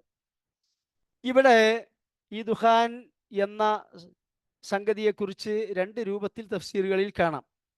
ഒന്ന്, ഖിയാമത്ത് നാളിൻ്റെ അടയാളമായിക്കൊണ്ട്. ഖിയാമത്ത് നാളിന് ഒരുപാട് അടയാളങ്ങളുണ്ട്, എണ്ണവും വണ്ണവും ഇല്ലാത്ത അടയാളങ്ങളുണ്ട്. പക്ഷെ അതിൽ അലാമാത്തുൽ കുബ്ര, ഏറ്റവും വലിയ ഖിയാമത്ത് നാളിൻ്റെ അടയാളങ്ങൾ എന്ന് പറഞ്ഞുകൊണ്ട് നബി സല്ലല്ലാഹു അലൈഹി വസല്ലം ഒരു 10 കാര്യങ്ങൾ എണ്ണി പറഞ്ഞിട്ടുണ്ട്. 10 കാര്യങ്ങൾ. അതിൽപ്പെട്ട ഒന്നാണ് മസീഹുദ് ദജ്ജാലിൻ്റെ ആഗമനം, ഈസാ നബി അലൈഹിസ്സലാമിൻ്റെ ആഗമനം, അതുപോലെ തന്നെയുള്ള ദുഹാൻ, പുക, ഒന്നായിട്ട് വ്യാപിക്കുന്ന, ലോകത്താകെ വ്യാപിക്കുന്ന പുക. അതുപോലെ തന്നെ സൂര്യൻ പടിഞ്ഞാറ് നിന്ന് ഉദിക്കൽ. ഇങ്ങനെ തുടങ്ങിയിട്ട് ഒരു 10 അലാമാത്തുൽ കുബ്ര ഹദീസിൽ വന്നിട്ടുണ്ട്. അതിൻ്റെ ഭാഗമായിക്കൊണ്ടുള്ള ദുഹാനാണ് ഇവിടെ ഉദ്ദേശിച്ചിട്ടുള്ളത് എന്നതാണ് ഒരു വിവരണം. രണ്ടാമത്തെ ഒരു സംഗതി, നബി സല്ലല്ലാഹു അലൈഹി വസല്ലം മക്കയിൽ ഇസ്ലാമിക പ്രബോധന പ്രവർത്തനം നിർവഹിച്ചു കൊണ്ടിരിക്കുമ്പോൾ ശത്രുക്കൾ അത് സ്വീകരിക്കാൻ കൂട്ടാക്കിയില്ല എന്ന് മാത്രമല്ല, അങ്ങേയറ്റത്തെ അക്രമ മർദ്ദനങ്ങൾ അഴിച്ചുവിടുകയാണ് ചെയ്തത്. അങ്ങനെ നബി സല്ലല്ലാഹു അലൈഹി വസല്ലം അല്ലാഹു തആലയോട് ദുആ ചെയ്തു. യൂസുഫ് നബി അലൈഹിസ്സലാമിൻ്റെ കാലഘട്ടത്തിൽ ഈജിപ്തിൽ ബാധിച്ചതുപോലെയുള്ള കടുത്ത ഒരു ക്ഷാമം മുഖേന അവർക്ക് ഒരു ഷോക്ക് ട്രീറ്റ്മെൻറ്റ് കൊടുക്കാൻ വേണ്ടി നബി സല്ലല്ലാഹു അലൈഹി വസല്ലം ദുആ ചെയ്തു. അങ്ങനെ മക്കയിൽ കടുത്ത ക്ഷാമം പിടിപെട്ടു. ആളുകൾ എല്ലും തോലും വരെ ഭക്ഷിച്ചുകൊണ്ട് ജീവിക്കേണ്ട അങ്ങേയറ്റത്തെ ദുരന്തപൂർണമായ ഒരവസ്ഥ അവരെ അഭിമുഖീകരിച്ചു. ഈ സന്ദർഭത്തിൽ അവർക്ക് ആകാശത്തേക്ക് നോക്കിക്കഴിഞ്ഞാൽ ഒന്നായിട്ട് പുക മൂടിയത് പോലെ അനുഭവപ്പെട്ടിരുന്നു എന്ന് അബ്ദുല്ലാഹി ഇബ്നു മസ്ഊദ് റളിയല്ലാഹു അൻഹു നിവേദനം ചെയ്ത ഹദീസിൽ കാണാൻ സാധിക്കും. ആ ഒരു സംഭവമാണ് ഇവിടെ സൂചിപ്പിക്കപ്പെട്ടിട്ടുള്ളത് എന്നാണ് ഒരു വിവരണം. അപ്പോൾ ഫർത്തഖിബ് യൗമ തഅതി സമാഉ ബിദുഖാനിൻ മുബീൻ, ആകാശം വ്യക്തമായ പുക ആവൃതമായ ആ സംഭവം. യഖ്ഷന്നാസ്, അത് ജനങ്ങൾ ഒന്നായിട്ട് ഭയചകിതരായി. ഹദാ അദാബുൻ അലീം, ഇതൊരു വേദനാജനകമായ ശിക്ഷയാണ് എന്ന് അവർ പറഞ്ഞു. എന്നിട്ടോ റബ്ബന ക്ഷിഫ് അന്നൽ അദാബ്, നാഥ ഞങ്ങളെ ഈ ശിക്ഷയിൽ നിന്ന് നീ രക്ഷപ്പെടുത്തി തരണമേ, ഇന്നാ മുഅ്മിനൂൻ, എന്നാൽ ഞങ്ങൾ വിശ്വസിച്ചു കൊള്ളാം, മുഅ്മിനുകളായിക്കൊള്ളാം എന്ന് അവർ പറയുകയുണ്ടായി. അഥവാ അവർ പറയും. ഇത് വർത്തമാനകാലം ഈ പറഞ്ഞ നബിയുടെ കാലത്തുണ്ടായ വരൾച്ചയെ തുടർന്നുള്ള സംഭവമാണെങ്കിൽ അത് അതിൻ്റെ അർത്ഥം റബ്ബന ക്ഷിഫ് അന്നാ അദാബ ഇന്നാ മുഅ്മിനൂൻ, ഞങ്ങൾ വിശ്വാസികളായിക്കൊള്ളാം എന്നത്. ഇനി ഭാവിയിൽ വരാൻ പോകുന്ന ഖിയാമത്ത് നാളിനോടനുബന്ധിച്ചുള്ള അടയാളമാണെങ്കിൽ അത് ഭാവികാല ക്രിയയായിരിക്കും. അപ്പോൾ അക്കാലത്തേക്ക് ഫിറ്റായ ഒരു പ്രസ്താവനയായിരിക്കും. എന്നിട്ട് അല്ലാഹു തആല ചോദിക്കുക, അന്നാ ലഹുമു ദിക്റ വഖദ് ജാഅഹും റസൂലുൻ മുബീൻ, അവർക്ക് വ്യക്തമായ ഒരു സന്മാർഗ സന്ദേശവുമായി ഒരു റസൂൽ ആഗതനായിരിക്കെ അത് സ്വീകരിക്കാൻ കൂട്ടാക്കാത്ത ഇവർ എങ്ങനെയാണ് ഉത്ബോധനം സ്വീകരിക്കുക എന്ന് അല്ലാഹു തആല ഇവിടെ ചോദിക്കുകയാണ്. അപ്പോൾ സത്യനിഷേധികളായ ആളുകൾ ഒരു പ്രവാചകന്റെ ആഗമനം മുഖേന, വ്യക്തമായ മുഅ്ജിസത്തുകൾ മുഖേന സ്വീകരിക്കാൻ കൂട്ടാക്കിയില്ലെങ്കിൽ, ഏതെങ്കിലും ഒരു ശിക്ഷ അവതരിപ്പിച്ചു എന്നതുകൊണ്ട് മാത്രം അത് സ്വീകരിക്കാൻ കൂട്ടാക്കാറില്ല. മറിച്ച് അതിന് അവർ ആ ഗതികെടുമ്പോൾ മൂസാ നബിയുടെ സമൂഹം മൂസാ നബിയെ സമീപിച്ച് പറഞ്ഞതുപോലെ നബി സല്ലല്ലാഹു അലൈഹി വസല്ലമയുടെ കാലത്തുള്ള മുശ്രിക്കുകളും പറഞ്ഞിരുന്നു, മുൻകാല പ്രവാചകന്മാരുടെ ജനതകളും പറഞ്ഞിരുന്നു. പക്ഷേ അങ്ങനെ ഈ പ്രവാചകന്മാരുടെ ദുആ മുഖേന അല്ലാഹു തആല ശിക്ഷയിൽ നിന്ന് രക്ഷപ്പെടുത്തുമ്പോൾ അവർ അതിനെക്കുറിച്ച് വ്യാഖ്യാനിക്കുക മറ്റൊരു രൂപത്തിലാണ്. എന്താ അവർ പറയുക? പരിശുദ്ധ ഖുർആനിൽ തന്നെ ആയത്തുകളിൽ ആ കാര്യമുണ്ട്. അതായത് ക്ഷാമവും വെള്ളപ്പൊക്കവും കൊടുങ്കാറ്റും ഇങ്ങനെയൊക്കെയുള്ള സംഗതികൾ മുൻകാലങ്ങളിലും നടന്നിട്ടുണ്ട്. അതൊരു എക്കാലത്തും ആവർത്തിക്കപ്പെടാറുള്ള ഒരു പ്രതിഭാസമാണ്. അതിപ്പോൾ ഞങ്ങൾ നിന്നിൽ വിശ്വസിക്കാത്തത് കൊണ്ട്, ഞങ്ങൾ ബഹുദൈവ ആരാധകരായതുകൊണ്ട് വന്നിട്ടുള്ള ഒരു സംഗതിയൊന്നുമല്ല എന്ന് പറഞ്ഞുകൊണ്ട് ആ ശിക്ഷ അവരിൽ നിന്ന് നീക്കിക്കഴിഞ്ഞാലും അവർ ആ പഴയ പല്ലവി ആവർത്തിക്കുകയാണ് പതിവ്. ജനറലി മനുഷ്യ സമൂഹത്തിൻ്റെ അവസ്ഥ അതാണ്. അതാണ് ഇവിടെ അല്ലാഹു തആല പറയുന്നത്, അന്നാ ലഹുമു ദിക്റ, അവർക്ക് എങ്ങനെയാണ് ഈ ഉത്ബോധനം ഫലപ്പെടുക, അഥവാ ഒരു ശിക്ഷ മുഖേന അവരെ പരീക്ഷിച്ചു കഴിഞ്ഞാൽ അതെങ്ങനെ അവർക്ക് പ്രയോജനപ്പെടും. വഖദ് ജാഅഹും റസൂലും മുബീൻ, വ്യക്തമായ സന്മാർഗ സന്ദേശവുമായി ഒരു പ്രവാചകൻ ആഗതനായിട്ടും ആ പ്രവാചകനിൽ വിശ്വസിക്കാൻ കൂട്ടാക്കാത്ത ഇവർക്ക് അത് എങ്ങനെ പ്രയോജനം ചെയ്യാനാണ് എന്ന് അല്ലാഹു തആല ചോദിക്കുകയാണ്. സുമ്മ തവല്ലവു അൻഹു വഖാലു മുഅല്ലമുൻ മജ്നൂൻ, അതിനൊക്കെ ശേഷം ആ ശിക്ഷയിൽ നിന്ന് അല്ലാഹു തആല രക്ഷപ്പെടുത്തിയ ശേഷവും ഈ പറഞ്ഞ ക്ഷാമത്തിൽ നിന്നും നബി സല്ലല്ലാഹു അലൈഹി വസല്ലം അവര് സത്യനിഷേധികൾ നബി അഭിസംബോധന ചെയ്തുകൊണ്ട് പ്രാർത്ഥിക്കാൻ ആവശ്യപ്പെട്ടു. ഞങ്ങൾ ഈമാൻ കൈക്കൊള്ളാം എന്ന് പറഞ്ഞു. നബി ദുആ ചെയ്തു. ആ ക്ഷാമത്തിൽ നിന്ന് അല്ലാഹു തആല രക്ഷപ്പെടുത്തി. പക്ഷേ പിന്നെയും അവരുടെ അവസ്ഥ എന്താണ്? അവര് പുറംതിരിഞ്ഞുകൊണ്ട് പറഞ്ഞു, വഖാലു മുഅല്ലമുൻ മജ്നൂൻ, ഇത് നല്ല പഠിപ്പിക്കപ്പെട്ട ഒരു ഭ്രാന്തനാണ്. ചങ്ങായി നല്ല നല്ല കാര്യങ്ങളാണ് പറയുന്നത്. സാധാരണ ഭ്രാന്തന്മാർ പോയത്താണ് പറയുക. പക്ഷെ അതങ്ങനെ പോയത്തൊന്നുമല്ല, കാര്യമായി പഠിച്ചിട്ട് എന്തൊക്കെ പറയുന്ന ഒരു പഠിച്ച ഭ്രാന്തനാണ് എന്നാണ് അവർ പറഞ്ഞത്. ഇന്നാ കാശിഫുൽ അദാബി ഖലീലൻ ഇന്നകും ആയിദൂൻ, നാം നിങ്ങളെ തൽക്കാലം ഈ ബാധിച്ചു കഴിഞ്ഞ ഈ ശിക്ഷയിൽ നിന്ന് നിങ്ങളെ രക്ഷപ്പെടുത്താം. പക്ഷേ ഇന്നക്കും ആയിദൂൻ, നിങ്ങൾ ആ പഴയ മാർഗത്തിലേക്ക് തന്നെ തിരിച്ചു വരികയാണ് ചെയ്യുക. എല്ലാ കാലത്തും ഇത് തന്നെയാണ് സംഭവിക്കുക. മനുഷ്യന് എന്തെങ്കിലും ആഫത്തുകൾ വരുമ്പോൾ പാലം കടക്കുവോളം നാരായണ നാരായണ എന്ന് പറയും, പാലം കടന്നാൽ നേരെ കൂറായണ. ഇത് പരിശുദ്ധ ഖുർആനിൽ കപ്പൽ യാത്രയെ വിവരിച്ചുകൊണ്ട് പറഞ്ഞിട്ടുണ്ട്. കപ്പലിൽ വളരെ സുഖകരമായ യാത്ര നടത്തിക്കൊണ്ടിരിക്കുന്നതിനിടയിൽ കാറ്റും കോളും വന്ന് കപ്പൽ ആടി ഉഴലുകയും അങ്ങനെ ഏത് സമയവും അത് മുങ്ങും എന്ന അവസ്ഥയിലെത്തുമ്പോൾ അങ്ങേയറ്റത്തെ മുഖ്ലിസീങ്ങളായിക്കൊണ്ട് അല്ലാഹു തആലയോട് അവർ ദുആ ചെയ്യും, അല്ലാഹുവേ ഇതിൽ നിന്ന് ഞങ്ങളെ രക്ഷപ്പെടുത്തിയാൽ ഞങ്ങൾ തീർച്ചയായും നേരായ മാർഗം അനുസരിച്ചു കൊണ്ട് ജീവിക്കാം, ഞങ്ങൾ മുഅ്മിനീങ്ങളാകാം. പക്ഷേ അതിൽ നിന്ന് രക്ഷപ്പെടുത്തിയാൽ ആ പഴയ മഹാപാപങ്ങളിൽ ഷിർക്കിൽ തന്നെയാണ് അവർ ജീവിക്കുക. ഇങ്ങനെ ഒരു അനുഭവം ഇക്രിമത്ത് ബിൻ അബൂ ജഹൽ റളിയല്ലാഹു അൻഹു, അന്ന് ഇസ്ലാം സ്വീകരിച്ചിട്ടില്ല.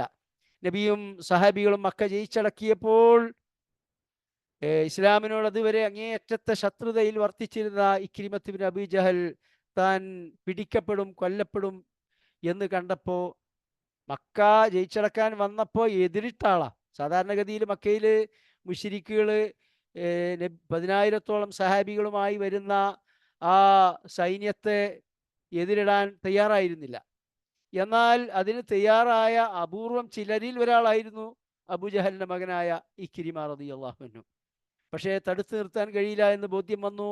മക്ക നബിയും സഹാബികളും ജയിച്ചടക്കിയപ്പോൾ അവിടുന്ന് നാട് വിട്ട് ജിദ്ദയിൽ പോയി കപ്പൽ കയറി രക്ഷപ്പെടുക. കാരണം 17 പേരെ നബി സല്ലല്ലാഹു അലൈഹി വസല്ലം മക്ക ഫതഹിൽ എല്ലാവർക്കും മാപ്പ് കൊടുത്തു. എന്നാൽ 17 പേരെ നബി സല്ലല്ലാഹു അലൈഹി വസല്ലം അവിടുന്ന് കണ്ടെടുത്ത് വെച്ച് കൊല്ലാൻ വേണ്ടിയിട്ട് ഉത്തരവിട്ടു. ഈ 17 പേരിൽ ആരെങ്കിലും കഅബയുടെ കില്ല പിടിച്ചു നിൽക്കുകയാണെങ്കിൽ പോലും, കാരണം മസ്ജിദുൽ ഹറാമിൽ സ്വന്തം പിതാവിനെ കൊന്ന ആളെ കണ്ടാൽ പോലും പ്രതികാരം ചെയ്യാൻ പാടില്ല എന്നാ, അവിടുത്തെ പവിത്രത മാനിച്ചുകൊണ്ട്. എന്നാൽ ഈ കഅബയുടെ കില്ല പിടിച്ചു നിൽക്കുകയാണെങ്കിലും ഈ 17 പേരിൽ ഒരാളെ കണ്ടാൽ കൊല്ലാൻ നബി സല്ലല്ലാഹു അലൈഹി വസല്ലം ഉത്തരവിട്ടിരുന്നു. അതിൽപ്പെട്ട ആളാ ഇദ്ദേഹം. നാട് വിട്ടു. അങ്ങനെ കപ്പൽ യാത്രയിൽ ഈ പറഞ്ഞ കാറ്റും കോളും വന്നു, കപ്പൽ ആടി വിലഞ്ഞു. അവിടുന്ന് ഇക്രിമത്ത് അബൂ ജഹൽ റളിയല്ലാഹു അൻഹു ആത്മാർത്ഥമായി അള്ളാഹുവിനോട് ദുആ ചെയ്തു, അള്ളാഹു ഇതിൽ നിന്ന് രക്ഷപ്പെടുത്തിയാൽ ഞാൻ ഈമാൻ കൈക്കൊണ്ട് കൊള്ളാം. അള്ളാഹു തആല രക്ഷപ്പെടുത്തി. ഇക്രിമത്ത് ബിൻ അബൂ ജഹൽ റളിയല്ലാഹു അൻഹു ഇസ്ലാം സ്വീകരിച്ചു. നബിയുടെ അടുത്ത് വന്ന് മാപ്പ് പറഞ്ഞു. നബി മാപ്പ് കൊടുത്തു. ഈ 17 പേരിൽ 4 പേരെ മാത്രമേ നബി സല്ലല്ലാഹു അലൈഹി വസല്ലം വധിക്കുകയുണ്ടായുള്ളൂ. ബാക്കിയുള്ളവരൊക്കെ ഇങ്ങനെ മാപ്പപേക്ഷയുമായി വന്നു. നബി സല്ലല്ലാഹു അലൈഹി വസല്ലം മാപ്പ് കൊടുക്കുകയാണ് ഉണ്ടായത്.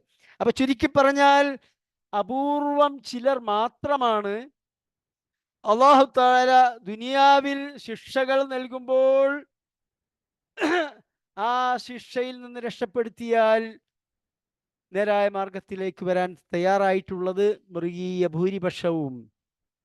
ലോകത്ത് ഇതൊക്കെ ഉണ്ടാവും, അത് സാർവത്രികമാണ്, മുൻകാലത്തുണ്ടായിട്ടുണ്ട് എന്നതുപോലെയുള്ളൂ, അത് വന്നു അത് പോയി എന്ന് പറഞ്ഞുകൊണ്ട് പഴയ ദുർമാർഗത്തിൽ ഉറച്ചു നിൽക്കുകയായിരുന്നു അവരുടെ പതിവ്. അതാണ് അവർ ചെയ്യുക എന്നാണ് അല്ലാഹു തആല ഇന്നക്കും ഇത് നിങ്ങളെ രക്ഷപ്പെടുത്തിയാലും നിങ്ങൾ പഴയ പല്ലവി തന്നെയാണ് പാടുക എന്നാണ് ഇവിടെ പറയുന്നത്. പിന്നീട് യൗമ നബ്തിഷുൽ ബത്ഷത്തൽ കുബ്ര ഇന്നാ മുൻതഖിമൂൻ, ഈ രക്ഷപ്പെടുത്തിയ ശേഷവും ദുർമാർഗത്തിലേക്ക് തിരിച്ചു പോയവരോട് അല്ലാഹു തആല ഇനി നിങ്ങളെ നാം ഒരു പിടുത്തം പിടിക്കുക തന്നെ ചെയ്യും എന്ന് ഇവിടെ താക്കീത് നൽകി. അതാണ് ബദർ യുദ്ധത്തിൽ സംഭവിച്ചത്. ഈ കുഫറിന്റെ കോമരങ്ങളെല്ലാം കൊല്ലപ്പെട്ടു. അതോടൊപ്പം ധാരാളം പേരെ തടവുകാരാക്കി പിടിക്കപ്പെടുകയും ചെയ്തു. ആ സംഭവമാണ് ഇവിടെ സൂചിപ്പിക്കുന്നത് എന്നാണ് മുഫസ്സിരീങ്ങൾ രേഖപ്പെടുത്തുന്നത്. ഇനി അല്ലാഹു തആല ഈ മക്കാ മുശ്രിക്കുകളെ പരീക്ഷിച്ചതുപോലെയുള്ള ഒരു പരീക്ഷണം നൽകിയ ഒരു പ്രവാചക സമൂഹത്തെക്കുറിച്ച് പറയുകയാണ്. വലഖദ് ഫതന്ന ഖബ്ലഹും ഖൗമ ഫിർഔൻ, ഫിറൗന്റെ ജനതയെ നാം മുമ്പ് പരീക്ഷിച്ചു. വജാഅഹും റസൂലുൻ കരീം, അങ്ങേയറ്റത്തെ ഒരു റസൂലുൻ കരീം അവരിൽ ആഗതരായി. പരിശുദ്ധ ഖുർആനിൽ 3 പേരെക്കുറിച്ച് മാത്രമാണ് റസൂലുൻ കരീം എന്ന് പ്രയോഗിച്ചിട്ടുള്ളത്. റസൂലുൻ കരീം, അതൊന്ന് മുഹമ്മദ് മുസ്തഫ സല്ലല്ലാഹു അലൈഹി വസല്ലമയെ കുറിച്ചാണ്. മറ്റൊന്ന് ജിബ്രീൽ അലൈഹിസ്സലാമിനെ കുറിച്ചാണ്. റസൂലുൻ കരീം, അങ്ങേയറ്റത്തെ ആദരണീയനായ ദൂതൻ. മറ്റൊന്ന് മൂസാ നബി അലൈഹിസ്സലാം. അപ്പൊ പ്രവാചകന്മാരിൽ 2 പ്രവാചകന്മാരെ കുറിച്ച് റസൂലുൻ കരീം എന്ന് ഖുർആനിൽ പ്രയോഗിച്ചു. മലക്കുകളിൽ ജിബ്രീൽ അലൈഹിസ്സലാമിനെ കുറിച്ച് പ്രയോഗിച്ചു. അപ്പോ റസൂലുൻ കരീം എന്നത് അങ്ങേയറ്റത്തെ ആദരവ് അർപ്പിച്ചുകൊണ്ടുള്ള ഒരു പ്രയോഗമാണ്. ഉലുൽ അസ്മുകളിൽപ്പെട്ട 2 പ്രവാചകന്മാർക്കും മൊത്തം മലക്കുകളുടെ നേതാവായ ജിബ്രീൽ അലൈഹിസ്സലാമിനും മാത്രമേ ഖുർആനിൽ അങ്ങനെ ഒരു പ്രയോഗം നടത്തിയിട്ടുള്ളൂ. ഇനി ഈ മൂസാ നബി അലൈഹിസ്സലാം വന്നിട്ട് എന്താണ് ആ ജനതയോട് പറഞ്ഞത്, അഥവാ ഫിറഔനോട് പറഞ്ഞത്? അൻ അദ്ദു ഇലയ്യ ഇബാദല്ലാഹ്, അള്ളാഹുവിൻ്റെ ദാസന്മാരെ എൻ്റെ കൂടെ വിടുക. ഇന്നി ലക്കും റസൂലുൻ അമീൻ, ഞാൻ നിങ്ങൾക്ക് അങ്ങേയറ്റത്തെ വിശ്വസ്തനായ റസൂലാകുന്നു. അപ്പൊ മൂസാ നബി അലൈഹിസ്സലാമിൻ്റെ ദൗത്യത്തിന് 2 മുഖമുണ്ടായിരുന്നു, അഥവാ 2 സുപ്രധാനമായ ദൗത്യങ്ങൾ മൂസാ നബി അലൈഹിസ്സലാമിന് നിർവഹിക്കാനുണ്ടായിരുന്നു. എന്നാൽ മുൻകഴിഞ്ഞ പ്രവാചകന്മാർക്ക്, ഈവൻ മുഹമ്മദ് മുസ്തഫ സല്ലല്ലാഹു അലൈഹി വസല്ലമക്ക് നിർവഹിക്കാനുണ്ടായിരുന്ന ദൗത്യം ഒന്നാണ്. അതെന്താ വെച്ചാൽ ദഅവത്ത്, അള്ളാഹുവിൻ്റെ മാർഗത്തിലേക്ക് ജനങ്ങളെ ക്ഷണിക്കുക എന്ന ദൗത്യം. എന്നാൽ മൂസാ നബിക്ക് ആ ദൗത്യമാണ് ആദ്യം നിർവഹിക്കാനുണ്ടായിരുന്നത്. ആ ദൗത്യം ഈ പ്രബോധിത സമൂഹം അഥവാ ഫിറഔനും ഫിറഔന്റെ ഭൂരിപക്ഷ ജനതയായ കോപ്റ്റിക്കുകളും ഈജിപ്തിലെ ഖിബ്തികളും സ്വീകരിക്കുകയാണെങ്കിൽ പിന്നീട് രണ്ടാമത്തെ ദൗത്യത്തിന് പ്രസക്തിയില്ല. കാരണം മൂസാ നബി അലൈഹിസ്സലാമിൻ്റെ ജനതയായ ബനി ഇസ്രായേൽ അഥവാ കാലത്തെ മുസ്ലിം സമൂഹം, അവരവിടുത്തെ ന്യൂനപക്ഷമായിരുന്നു. ഈജിപ്തിലെ മൃഗീയ ഭൂരിപക്ഷവും കോപ്റ്റിക്കുകളാണ്, തദ്ദേശീയരായ കോപ്റ്റിക്കുകൾ. അവരുടെ മൃഗീയ ആധിപത്യത്തിൽ മർദ്ദിതരും പീഡിതരുമായിരുന്നു മുസ്ലിം സമൂഹം, ഏതാണ്ട് ഇന്നത്തെ ഇന്ത്യൻ മുസ്ലിങ്ങളെ പോലെ. പക്ഷെ അന്നത്തെ അത്രത്തോളം അവസ്ഥയിൽ എത്തിയിട്ടില്ല. അങ്ങോട്ട് എത്തിക്കാനുള്ള ശ്രമങ്ങളാണ് നടന്നുകൊണ്ടിരിക്കുന്നത്. അതിനുള്ള നിയമങ്ങളാണ് ചുട്ടെടുത്തുകൊണ്ടിരിക്കുന്നത്.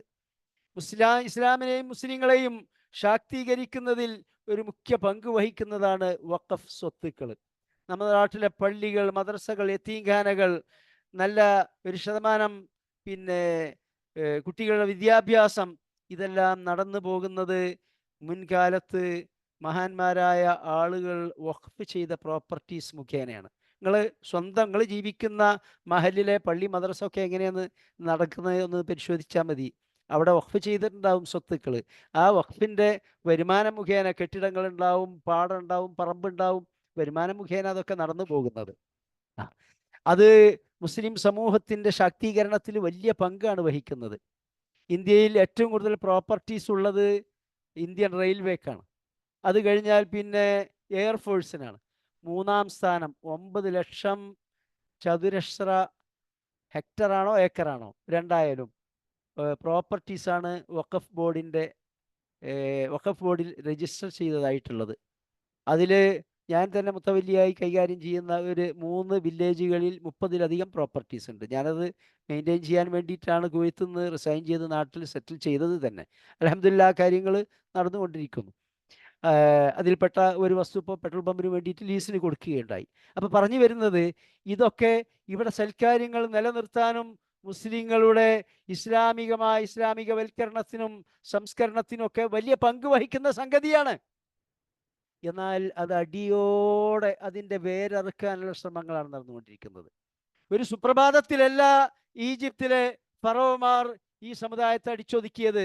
ആദ്യം തന്നെ ആ സമൂഹത്തിൽ ജനിക്കുന്ന ആൺകുട്ടികളെ കൊല്ലാൻ വേണ്ടി ഫിറഔൻ നിയമം നിർമ്മിച്ചിട്ടുണ്ടായിരുന്നില്ല.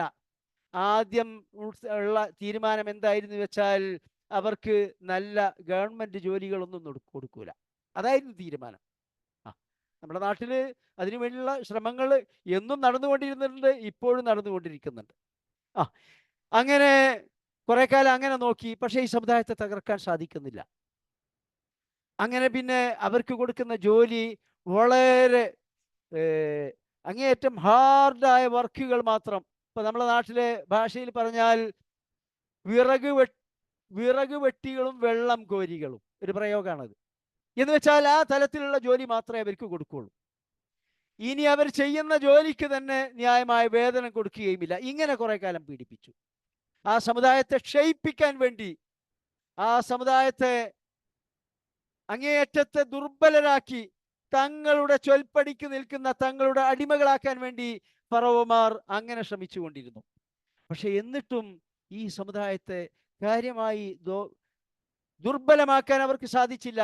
കാരണം ഈ സമുദായത്തിൻ്റെ ആത്യന്തികമായ ശക്തി അതിൻ്റെ ആശയമാണ്, അതിൻ്റെ ഈമാനാണ്, ആദർശമാണ്. അങ്ങനെ വീണ്ടും ഇതിനെ ക്ഷയിപ്പിക്കാൻ സാധിക്കുന്നില്ല എന്ന് ബോധ്യം വന്നപ്പോഴാണ് അറ്റകൈപ്രയോഗം. ആ സമുദായത്തിൽ ജനിക്കുന്ന ആൺകുട്ടികളെ മുഴുവൻ കൊന്നുകളയാൻ വേണ്ടിയിട്ട് ഫിറഔൻ നിയമമുണ്ടാക്കുകയും ഓരോ ഗ്രാമങ്ങളിലും ഓരോ മുസ്ലിം വീടുകളിലും ഏതെല്ലാം സ്ത്രീകൾ ഗർഭിണികളാണ്, ആരെല്ലാം പ്രസവിക്കുന്നവരിൽ ആരാണ് ആൺകുട്ടികൾ എന്ന് കണ്ടെത്താൻ ജാസൂസുമാരെ നിശ്ചയിക്കുകയും അങ്ങനെ പ്രസവിച്ചത് ആൺകുട്ടിയാണെങ്കിൽ പിടിച്ചു കൊണ്ടുപോയി കൊല്ലുകയും ചെയ്യുന്ന സമ്പ്രദായം കൊണ്ടുവന്നത്. അപ്പൊ ഘട്ടം ഘട്ടമായാണ് ആ ശ്രമം നടത്തുക. ആ മാർഗത്തിൽ തന്നെയാണ് ഈ നമ്മുടെ നാട്ടിലെ ഫറോമാർ ഏർപ്പെട്ടുകൊണ്ടിരിക്കുന്നത്. അതിൻ്റെയൊക്കെ ഭാഗമായിക്കൊണ്ടാണ് ഈ വഖഫ് സ്വത്തുക്കളുടെ മേൽ കൈവെക്കാൻ നിൽക്കുന്നത്. ഇതൊക്കെ നാം മനസ്സിലാക്കേണ്ടതുണ്ട്.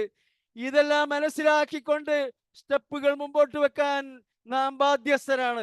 ഇന്ത്യയിലെ മുസ്ലിം സമൂഹം ഇതിൽ നിന്ന് മുസ്ലിം സമൂഹത്തെ രക്ഷപ്പെടുത്താൻ വേണ്ടി, നമ്മുടെ അസ്തിത്വവും വ്യക്തിത്വവും കാത്തു സൂക്ഷിക്കാൻ വേണ്ടി, മുസ്ലിങ്ങളായി ഇസ്ലാം അനുസരിച്ചുകൊണ്ട് ജീവിക്കാനുള്ള സ്വാതന്ത്ര്യത്തിന് വേണ്ടി ഇവിടെ തീരുമാനങ്ങൾ എടുക്കുമ്പോൾ ആ തീരുമാനങ്ങൾക്കൊപ്പം നിൽക്കാൻ നാം തയ്യാറാവേണ്ടതുണ്ട്.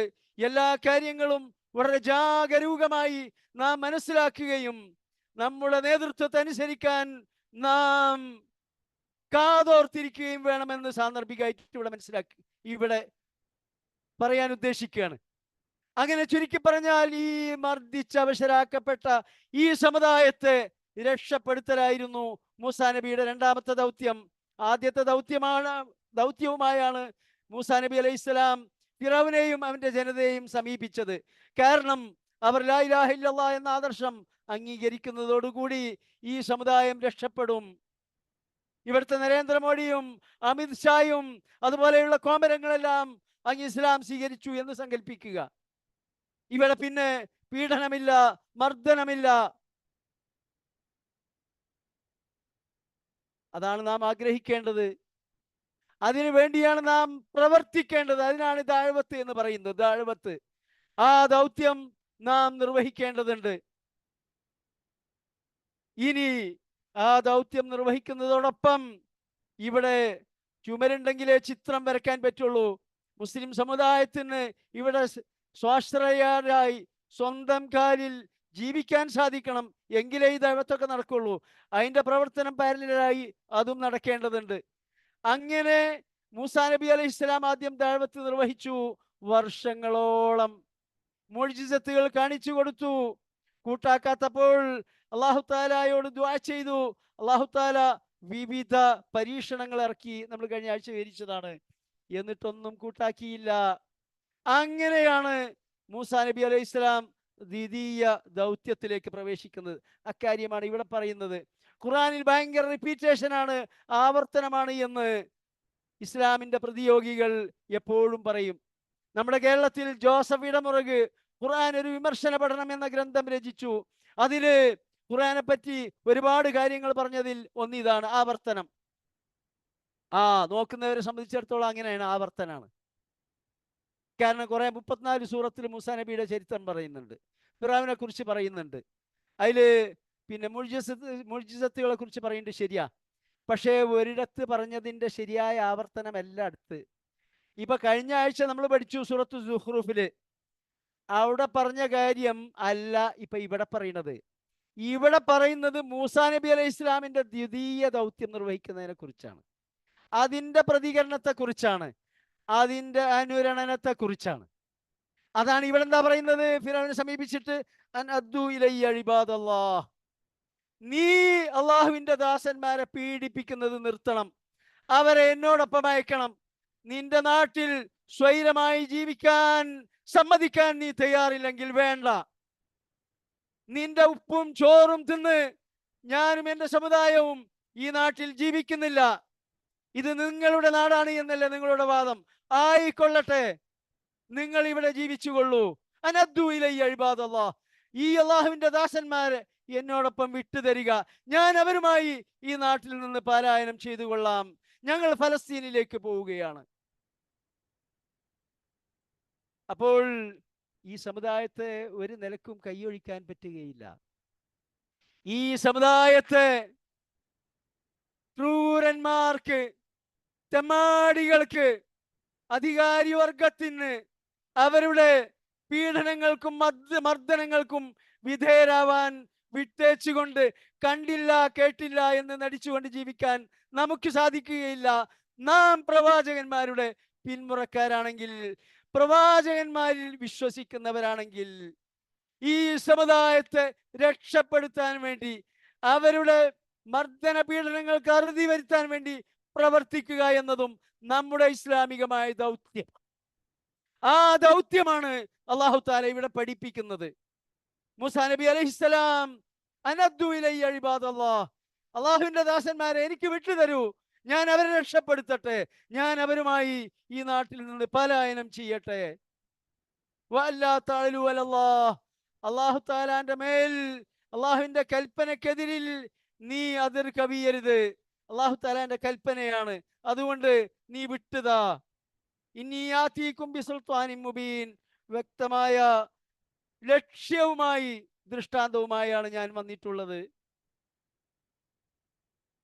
പക്ഷേ അതിനും അവൻ തയ്യാറല്ലായിരുന്നു. ഈ സമുദായത്തെ പീഡിപ്പിച്ചുകൊണ്ട്, അവരെ ഒതുക്കിക്കൊണ്ട്, അവരെ അടിമകളാക്കിക്കൊണ്ട്, അവരിലെ ആൺകുട്ടികളെ കൊല്ലുകയും സ്ത്രീകളെ ജീവിക്കാൻ അനുവദിക്കുകയും ചെയ്തു. ഇവർക്ക് തോന്നിയാസം കളിക്കാൻ. ഒന്ന് ചിന്തിച്ചു നോക്കൂ. മുസ്ലിം സമുദായം, ഇന്ത്യയിലെ മുസ്ലിം സമുദായം, ഇവിടെ ഈ സമുദായത്തിൽ ഉള്ള ജനങ്ങളിൽ, ജനസംഖ്യയിൽ ആണുങ്ങളുടെ എണ്ണം അങ്ങ് കുറഞ്ഞു എന്ന് കരുതുക. ഉദാഹരണമായിട്ട് 16 കോടി മുസ്ലിങ്ങൾ, അതിൽ ഒരു 10 കോടി പെണ്ണുങ്ങളാണ്, 6 കോടിയാണ് ആണുങ്ങൾ. ഒന്ന് ചിന്തിച്ചു നോക്കൂ, എന്താണ് അവസ്ഥ? ക്രമേണ ഈ സമുദായത്തെ തന്നെ നിഷ്കാസനം ചെയ്യാൻ വളരെ ആലോചിച്ചെടുത്തൊരു തീരുമാനമാണ്. അതുപോലെയുള്ള ഗൂഢാലോചനയുടെ അടിസ്ഥാനത്തിലാണ് നമ്മുടെ നാട്ടിലെ ഭരണകൂടം ഓരോന്ന് കൊണ്ടുവന്നുകൊണ്ടിരിക്കുന്നത്. ഇവിടെ അങ്ങേയറ്റം നമ്മുടെയൊക്കെ ഹൃദയം പൊട്ടിക്കുന്ന കാര്യം, ഇത്തരം നിയമങ്ങൾ കൊണ്ടുവരുമ്പോൾ അജ്മീറിൽ നിന്ന് മുല്ലമാരുടെ ഒരു സംഘം ഈ ബില്ല് അവതരിപ്പിച്ച മന്ത്രിക്ക് ആശംസ അർപ്പിച്ചുകൊണ്ട് അവന് പിന്തുണയർപ്പിച്ചുകൊണ്ട് അവന്റെ അടുത്ത് വരികയുണ്ടായി. ഫോട്ടോ നിങ്ങൾ പത്രത്തിൽ കാണുന്നുണ്ടാകും. നമ്മുടെ നാട്ടിലുള്ള പണ്ഡിത വേഷധാരിയായ ഒരുത്തൻ കുറെ താടിക്കാരുമായി ഈ പഹയൻ, ഈ രാജ്യത്തെ കിരാതനായ ഭരണാധികാരി അവിടെ ഡൽഹിയിൽ സമ്മേളനം വിളിച്ചപ്പോൾ നമ്മുടെ നാട്ടിലെ പണ്ഡിത വേഷധാരി അവന്റെ അനുയായികളുമായി അങ്ങോട്ട് ഓടിച്ചെല്ലുകയുണ്ടായി. ആ ക്രൂരനായ ഭരണാധികാരിയുടെ ചുറ്റും അവർ നിൽക്കുമ്പോൾ ഈ ഒരു പണ്ഡിത വേഷധാരി അയാളുടെ കാൽ തൊടുന്ന ചിത്രം കാണാൻ ദൗർഭാഗ്യം നമുക്കുണ്ടായി. ഇതെല്ലാം കണ്ടില്ല കേട്ടില്ല എന്ന് ധരിച്ച് നമുക്ക് മുന്നോട്ട് പോകാൻ സാധ്യമല്ല. ഇത്തരക്കാരെ ഒന്ന് കണ്ടുവെക്കുക തന്നെ വേണം. എൻ്റെ വീട്ടിൽ പല പിരിവുകാരും വരാറുണ്ട് സ്ഥാപനത്തിന്റെ. ഞാൻ ചോദിക്കും, ഏത് വിഭാഗമാണ്? ഈ പണ്ഡിത വേഷധാരിയുടെ സ്ഥാപനത്തിൽ നിന്ന് വന്നവരോട് ഞാൻ പറയും, പോകൂ പടിക്ക് പുറത്ത്, ഈ കാര്യം പറഞ്ഞിങ്ങോട്ട് വരരുത്.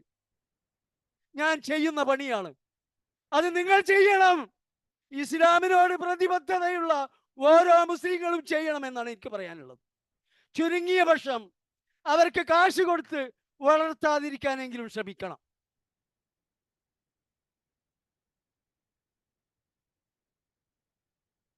മൂസാ നബി അലൈഹി ഇസ്ലാം ഈ കാര്യം പറഞ്ഞ് സമീപിച്ചപ്പോൾ മൂസാ നബിയെ വധിക്കാൻ തീരുമാനിക്കുകയാണ് ചെയ്തത്.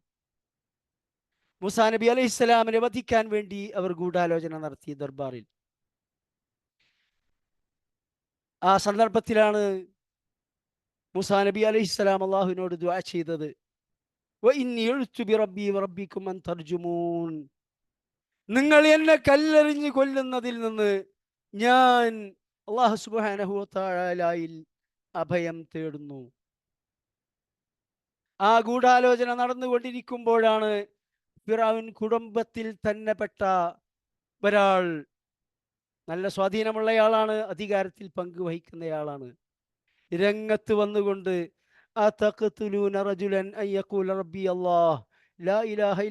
എന്ന ആദർശം സ്വീകരിച്ചതിന്റെ പേരിൽ നിങ്ങൾ ഒരാളെ വധിക്കാൻ വേണ്ടി തീരുമാനിക്കുകയാണോ എന്ന് ചോദിച്ചുകൊണ്ട് രംഗത്ത് വന്നു. അദ്ദേഹം നേരത്തെ ഈമാൻ കൈക്കൊണ്ടിട്ടുണ്ട്, പക്ഷേ മറച്ചു വെച്ചതായിരുന്നു. അത് മറച്ചു വെച്ചുകൊണ്ട് ജീവിക്കുകയായിരുന്നു. ഫിറഔന്റെ ഭാര്യ ആസിയ ബീബി റളിയല്ലാഹു അൻഹ അവരും ഇസ്ലാം സ്വീകരിക്കുകയുണ്ടായല്ലോ. അവർ ഷഹീദാവുകയാണ് ഉണ്ടായത്. അങ്ങനെ ഈ ഫിറഔൻ കുടുംബത്തിൽ നിന്ന് തന്നെ ഒരാൾ രംഗത്ത് വന്ന് സുദീർഘമായ ഒരു പ്രഭാഷണം ആ ഫിറഔന്റെ ദർബാറിൽ അവന്റെ മുഖത്ത് നോക്കി നടത്തുന്നുണ്ട്. അതാണ് മുഅ്മിൻ എന്ന പേരിൽ, ഗാഫിർ എന്നും ആ സൂറത്തിന്റെ പേരുണ്ട്, ആ സൂറത്തിൽ വിവരിക്കുന്നത്. ആ സൂറത്തിന് മുഅ്മിൻ എന്ന് പേര് വരാൻ കാരണം ഈ ഫിറഔൻ കുടുംബത്തിൽപ്പെട്ട തന്റെ ഈമാൻ മറച്ചു വെച്ചുകൊണ്ടിരുന്ന ഒരു മുഅ്മിൻ രംഗത്ത് വന്നു എന്ന് അല്ലാഹു തആല ആയത്തിൽ പറയുന്നത്. അതുകൊണ്ടാണ് ആ സൂറത്തിന് മുഅ്മിൻ, ഫിറഔൻ കുടുംബത്തിൽപ്പെട്ട, പ്രഭു കുടുംബത്തിൽപ്പെട്ട ഒരാളെ കുറിച്ചാണ് ആ സൂറത്തിൽ പറയുന്നത്. ആ സൂറത്തിന്റെ പേര് അദ്ദേഹത്തിന്റെ പേരാകുന്നു. ഇവിടെ നിന്ന് അങ്ങോട്ട് ഇൻഷാ അല്ലാഹു തആല നമുക്ക് അടുത്ത ആഴ്ച വിവരിക്കാം. അടുത്ത ക്ലാസ്സോടുകൂടി ഈ സൂറത്ത് നമ്മൾ പൂർത്തീകരിക്കും. പിന്നീട് 18-ാം തീയതിയാണ് മത്സരം. അതിൻ്റെ മുമ്പ് 11-ാം തീയതി സ്റ്റഡി ലീവ് ആയിരിക്കും.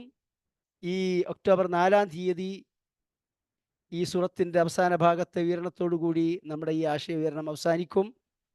അല്ലാഹു സുബ്ഹാനഹു വ തആല പരിശുദ്ധ ഖുർആൻ പഠിക്കുകയും അത് മുഖേന നല്ല ശക്തമായ ഈമാനിൻ്റെ ഉടമകളാകുകയും അത് പ്രകാരം അമൽ ചെയ്യുകയും അത് പ്രബോധനം ചെയ്യുകയും അങ്ങനെ നബി സല്ലല്ലാഹു അലൈഹി വസല്ലം പറഞ്ഞ നിങ്ങളിൽ ഏറ്റവും ഉത്തമന്മാർ എന്ന് പറഞ്ഞ ആ വിഭാഗത്തിൽ ഉൾപ്പെടുകയും നാളെ പാരത്രിക ലോകത്ത് അല്ലാഹുവിൻ്റെ പൊരുത്തവും സ്വർഗവും കരസ്ഥമാക്കുകയും ചെയ്യുന്ന സജ്ജനങ്ങളുടെ കൂട്ടത്തിൽ നമ്മെ ഉൾപ്പെടുത്തി അനുഗ്രഹിക്കുമാറാകട്ടെ. അസ്സലാമു അലൈക്കും വറഹ്മത്തുള്ളാഹി വബറകാതുഹു. വലൈക്കും അസ്സലാം വലൈക്കും സലാം വറഹ്മത്തുള്ളാഹി വബറകാതുഹു.